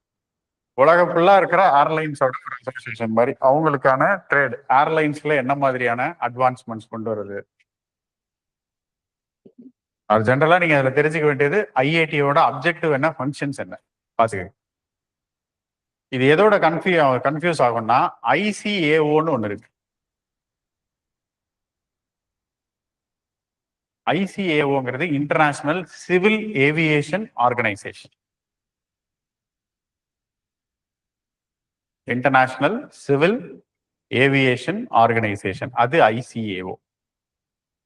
ஏன் இது நியூஸ்ல வருதுன்னா உங்களுக்கு தெரியும், குஜராத்ல ஒரு பிளைன் ஆக்சிடென்ட் நடந்துச்சா, அப்ப கொஸ்டின் பண்ணது யார, DGCA அப்படின்னு ஒண்ணு இருந்திருக்கும், director general of civil aviation. அது இந்தியாவுக்குள்ள ஃபிளைட் ஆபரேஷன்ஸை ரெகுலேட் பண்ற. இப்பதான் நான் சொல்றேன், ரெகுலேட்டரி ஃப்ரேம்வொர்க். சிவில் ஏவியேஷனை மட்டும் தான் ரெகுலேட் பண்ணும், மிலிட்டரிக்குள்ள அவங்க போக மாட்டாங்க. DGCAங்கிறது சிவில் ஏவியேஷன் ரெகுலேட்டரி ஃப்ரேம்வொர்க், இந்தியால director general for civil aviation. இதே மாதிரி இன்டர்நேஷனல் லெவல்ல ஒண்ணு இருக்குன்னா அதுதான் ICAO, அது global international civil aviation organisation, கனடால இருக்கு ஹெட் குவார்டர்ஸ். ஓகேங்களா, இப்போ ICAOவும் DGCAவும் என்னது, ரெகுலேட்டரி அத்தாரிட்டிஸ். வேற ஐஏடிஏ என்னது? Trade association. அவங்க ட்ரேடை எப்படி பண்றது, எப்படி ஸ்ட்ரீம்லைன் பண்றது, எப்படி ப்ராஃபிட்டபிளா இது பண்றது, அதை மட்டும் தான் அவங்க அந்த ஆஸ்பெக்ட்ல பார்ப்பாங்க. ரெண்டுத்துக்கும் டிஃபரன்ஸ் இருக்கு. ரெகுலேஷன்ல இவங்க 2 பேர் தான் வருவாங்க. ஓகேவா?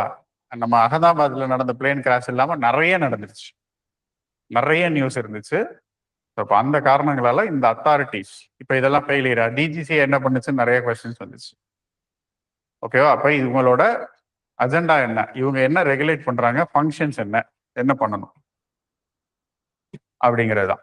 ஓகே, இப்போ ஐஐடியோட அப்ஜெக்டிவ் ஃபங்க்ஷன்ஸ் பார்த்த மாதிரி ஐசிஏஓக்கும் நீங்க பார்க்கணும். அதுவும் உள்ள வந்துச்சு. அதுக்கும் டிஜிசிஏ தான் மோனோபலி அந்த இஷ்யூ, அது மெயின்ஸ்ல வரும். நம்ம இண்டிகோன்னு ஸ்பெசிஃபிக்கா போனேன்னு தான் நான் டிஜிசிஏ சொல்லிட்டேன். இப்ப டிஜிசிஏ என்னென்ன செய்யறாங்க அப்படின்னு பாத்தீங்கன்னா, ஏர்கிராஃப்ட் லைசன்ஸ் பண்ணுவாங்க. ஒரு aircraft fit to fly, DGCA licence இல்லாத ஏர்கிராஃப்டை நீங்க பறக்க வைக்க முடியாது. இப்ப 3 நாளைக்கு முன்னாடி ஒரு நியூஸ் வந்துச்சு பாத்தீங்களா, கனடாவுக்கு கிளம்பி போச்சு ஒரு ஏர் இந்தியா. 4 மணி நேரம் போனதுக்கு அப்புறம் ஐயோ வேற ஃபிளைட்டை மாத்தி எடுத்துட்டு வந்துட்டோன்னு திரும்பி கொண்டு வந்து இங்கேயே நிறுத்திட்டாங்க. தெரியுமா அது? ஏன்னா நம்ம லைசன்ஸ், இப்ப கனடால அவங்க லைசன்ஸ் வாங்கல. இப்ப எந்த ஃபிளைட்டை ஏர் இந்தியா ஆப்ரேட் பண்ணலாங்க? இப்போ ஒரு ஃபிளைட் இருக்குன்னா, நீங்க ஃபிளைட் போய் ஏர்போர்ட்ல லேண்ட் ஆகுதுன்னா சப்போர்ட் சிஸ்டம் இருக்கும், உடனே வந்துருவாங்க. வந்து ஒரு குரூப் இதெல்லாம் மெயின்டெனன்ஸ் ஒர்க் எல்லாம் பண்றதுக்கு சில எக்யூப்மெண்ட்ஸ் எல்லாம் வச்சிருப்பாங்க பார்த்துருப்பீங்களா. கிரவுண்ட் ஃபோர்ஸ்னு ஒரு குரூப் இருக்கும், அதுக்கு நிறைய இன்ஸ்ட்ருமெண்ட்ஸ் இதெல்லாம் தேவை. எல்லா ஃபிளைட்டுக்கும் ஒரே இன்ஸ்ட்ருமெண்ட்டை யூஸ் பண்ண முடியாது, ஒவ்வொன்றுத்துக்கும் தனித்தனி செட் இருக்கும். இப்ப ஏர் இந்தியா வந்து ஒரு ஏர்லைன்ஸ் இருக்கு அப்படின்னா, கனடால அவங்க எந்தெந்த ஏர்கிராஃப்ட் எல்லாம் ஆப்ரேட் பண்றதுக்கு பர்மிஷன் வாங்கியிருக்காங்கன்னு ஒண்ணு இருக்கு. ஏன்னா அந்த டூல்ஸ் தான் அங்க இருக்கும், அதுக்கேற்ற ஆள் தான் அங்க இருக்காங்க. நீங்க இதை மட்டும் தான் இங்க லேண்ட் பண்ணலாம். இவங்க மாத்தி வேற ஃபிளைட்டை கனடாவுக்கு போட்டு பாதி தூரம் போனதுக்கு அப்புறம் தான் அது அங்க கனடா போச்சுன்னா அவங்க லேண்ட் பண்ண விட மாட்டாங்க. ஏன்னா அது சேஃப்டி இஷ்யூ. நீங்க மெயின்டெனன்ஸ் பண்ணாம திரும்பி ஃபிளைட் எடுக்கக்கூடாது இல்லையா? அந்த பிரச்சனை வருங்கிறதுக்காக அவங்க அதை திரும்பி பாதியில கொண்டு வந்துட்டாங்க. ஓகே, ஸோ நிறைய இஷ்யூஸ் வந்துடுச்சு. இப்போ டிஜிசியை நீங்க கேட்ட மாதிரி, இப்போ இந்த இண்டிகோ பிரைசஸ் எல்லாம் எதுக்குன்னா, ஏர்கிராஃப்டை சர்டிஃபை பண்றது அவங்க தான், லைசன்ஸ் கொடுக்கறது. பைலட்டுக்கு லைசன்ஸ் கொடுக்கறதும் அவங்க தான். ஏர்போர்ட்டுக்கு சர்டிஃபிகேஷன் கொடுக்கறதும் டிஜிசிஏ தான். சேஃப்டி இஷ்யூஸ் என்னெல்லாம் இருக்கா, ஒரு ஏர்கிராஃப்ட் ஏர்வொர்த்தினஸ் ஸ்டாண்டர்ட் இருக்கா அப்படிங்கிறத ஃபிக்ஸ் பண்றதும் அவர் தான். ஆக்சிடென்ட் இன்வெஸ்டிகேஷன் பண்றது அவங்க தான். சேஃப்டி ஓவர் சைட் பண்றது அவங்க தான். ட்ரைனிங் அப்ரூவல், பைலட்டுக்கான ட்ரைனிங் அப்ரூவல் பண்றது அவங்க தான்.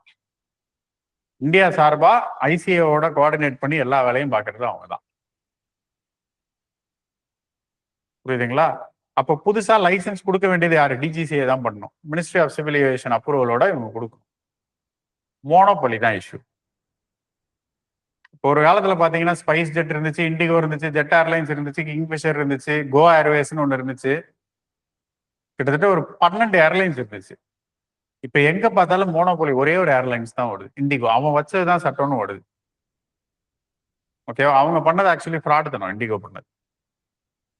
எவ்வளவு கஷ்டப்பட்டாங்க, கல்யாணத்துக்கு போக முடியாம, பையனோட இறந்து போயிட்டாங்க, அதுக்கு போக முடியாம, அது இதெல்லாம் எவ்வளவு இஷ்யூ நடந்துச்சு. அது வந்து ஒரு பிளான்டு ஃப்ராட். ஏன்னா நீங்க வந்து அவங்க இப்ப டிஜிசியே ஒரு புது கைட்லைன்ஸ் கொண்டு வந்தாங்க. ஒன்றும் இல்லை, பைலட்டுக்கு ப்ராப்பர் ரெஸ்ட் வேணும்னு சொன்னாங்க. இது 1 வருஷத்துக்கு முன்னாடி நடந்துச்சு. எப்போ இந்த அகமதாபாத் ஆக்சிடென்ட் நடந்தப்போ பைலட் எரர் நடக்குது நிறையா. பைலட்டுக்கு ப்ராப்பரா 8 ஹவர்ஸ் ஷிஃப்ட்டுக்கு மேல கொடுக்க கூடாது, அப்ப ரெஸ்ட் அதிகப்படுத்தணும். புரியுதுங்களா? ப்ராப்பர் ரெஸ்ட் பீரியட் கொடுக்கணும்னு ஒரு கைட்லைன்ஸ் கொடுத்தாங்க. அது 1 வருஷத்துக்கு முன்னாடி கொடுத்துட்டாங்க. இதை நீங்க எப்ப இம்ப்ளிமெண்ட் பண்ணோம், இன்னும் 1 வருஷம் கழிச்சு தான் இம்ப்ளிமெண்ட் பண்ணணும் தான் அப்ப கொடுக்குறாங்க. ஏன்னா உடனடியெல்லாம் அதை இம்ப்ளிமெண்ட் பண்ண முடியாது. ஏவியேஷன்ல சில ப்ரோட்டோகால்ஸ் தான் இருக்கு. ஒரு பைலட்டை நீங்க டபக்குலாம் உள்ள எடுத்துட முடியாது. சர்டிபிகேஷன், லைசன்சிங் இதெல்லாம் இருக்குன்னா இட் வில் டேக் டைம். இந்த டைம் எல்லாம் கன்சிடர் பண்ணிச்சுதான் இவங்க என்ன பண்ணிட்டாங்க, 1 வருஷம் டைம் கொடுத்தாங்க. இப்ப பைலட்டுக்கு நிறைய ரெஸ்ட் கொடுத்தா நீங்க பைலட்டுக்கு சம்பளத்தை குறைக்க முடியாது. இப்ப மாசம் இவ்வளவுன்னு சம்பளம் பிக்ஸ் பண்ணிருக்கீங்க, அவங்க அதுக்கு ஏற்ற மாதிரி எக்ஸஸ் ஓவர், பிரைவேட் தானே. இதுக்கு முன்னாடி 12 மணி நேரம் வேலை பார்த்துட்டு இருந்தா 8 மணி நேரம் வேலை பார்த்தா போதும் அப்படின்னா இப்ப 4 மணி நேரம் அவனை ஃபிளை பண்ண முடியாது. அப்ப அந்த இடத்துல இன்னொரு பைலட் நீங்க புதுசா போடணும். 4 மணி நேரம் ஒரு ஃபிளைட் பறக்கணும்னா எக்ஸ்ட்ரா இன்னொரு 2 பைலட், ஒரு ஏர்கிராஃப்டுக்கு ஒரு பைலட் பத்தாது, ஒரு செட்டு 3 பேரை நீங்க எக்ஸ்ட்ரா ரெக்ரூட் பண்ணணும். எவ்வளவு பேரை புதுசா ரெக்ரூட் பண்ணணும், காஸ்ட் கம்பெனி எவ்வளவு வரும்? இட் வில் டேக் டைம்ங்கிறதுனாலதான் இவ்வளவு டைம் கொடுத்தது. இவங்க ரெக்ரூட்டே பண்ணல. பண்ணாம புது ரூட்டுக்கு ஃப்ளைட்டும் விட்டு டிக்கெட்டையும் புக் பண்ணிட்டாங்க. ஆல்ரெடி 600 ரூட்ல நடந்துகிட்டு இருக்குன்னா 300 ரூட் எக்ஸ்ட்ரா விட்டு மொத்தம் 900 ரூட்டுக்கு இவங்க பாட்டு டிக்கெட் போட்டாங்க.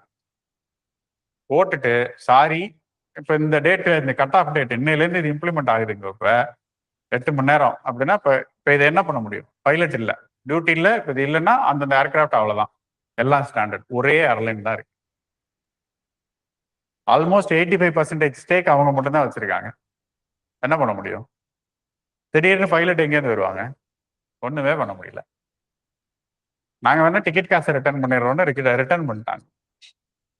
இது வந்து கிட்டத்தட்ட தான் கார்பரேட் லாபி, கொஞ்சம் த்ரெட்டன் பண்ணி பாக்குறது. உன்னால முடிஞ்சது பாத்துக்க, நான் யாருன்னு காட்டுறேன் அப்படின்னு பண்ற மாதிரி.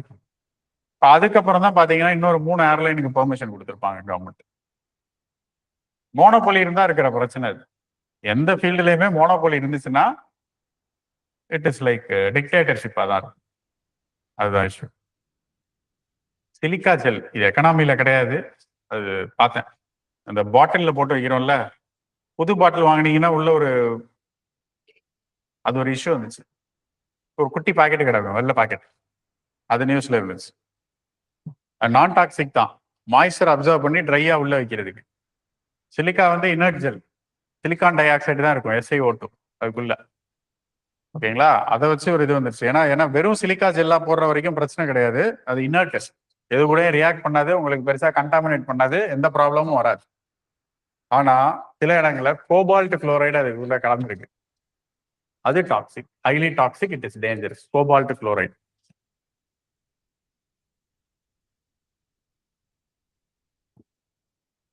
ஓகேங்களா? இன்னும் 2 டாபிக் மட்டும் நோட் பண்ணிக்கோங்க. ஒன்னு, building integrated photovoltaic, BIPV. Building integrated photovoltaic ஒன்றும் இல்லைங்க. போட்டோவால்டிக் செல்ஸ் இருக்குல்ல, சோலார் பேனல், அதுதான் போட்டோவால்டிக் செல்ஸ்ன்னு சொல்லுவோம். பில்டிங் இன்டகிரேட்டட்னா இது முதல்ல இப்ப தனியா ரூஃப்ல போடுவோம், ஒரு ஃப்ரேம் அடிச்சு போட்டோ. சோலார், இந்த வீட்டுல சோலார் வச்சிருக்காங்கப்பான்னு. இப்ப அப்படி கிடையாது. வீட்டுக்கு முன்னாடி ஷெட்டு போடுறீங்கன்னா ஷெட்டே இதுல போட்டுடலாம். அது மாதிரி வந்துருச்சு. ஜன்னல் கண்ணாடிக்கு பதிலாக நீங்க சோலார் பேனல் வைக்கலாம். இப்ப அது ட்ரெண்ட் ஆகுது. அது நம்ம அப்ரூவ் பண்ணிருக்காங்க, அது இது வந்திருக்கு. அதுதான் பில்டிங் இன்டகிரேட்டட் போட்டோவால்டிக். ஓகே, எப்படி ஃபங்க்ஷன் பண்ணுது, என்னென்ன இருக்குன்னு அதை கொஞ்சம் பார்த்துக்கோங்க. நியூக்ளியர் லைபிலிட்டி லா அதை அமெண்ட் பண்ணிருக்கோம். ஏன்னா நிறைய குட்டி ரியாக்டர்ஸ், பெரிய ரியாக்டர் இல்லாம small modular reactor, SMR, small modular reactors கொண்டு வரணும் அப்படின்னு கொண்டு வந்திருக்காங்க. சரிங்களா? இது எல்லாம் இந்த மாசத்துல நியூஸ்ல இருந்தது. நான் சொன்ன மாதிரி இது இல்லாம இருந்ததை you will get it on மே, மீதி கலெக்ட் பண்ணது. Okay, so will meet in the next session. Thank you.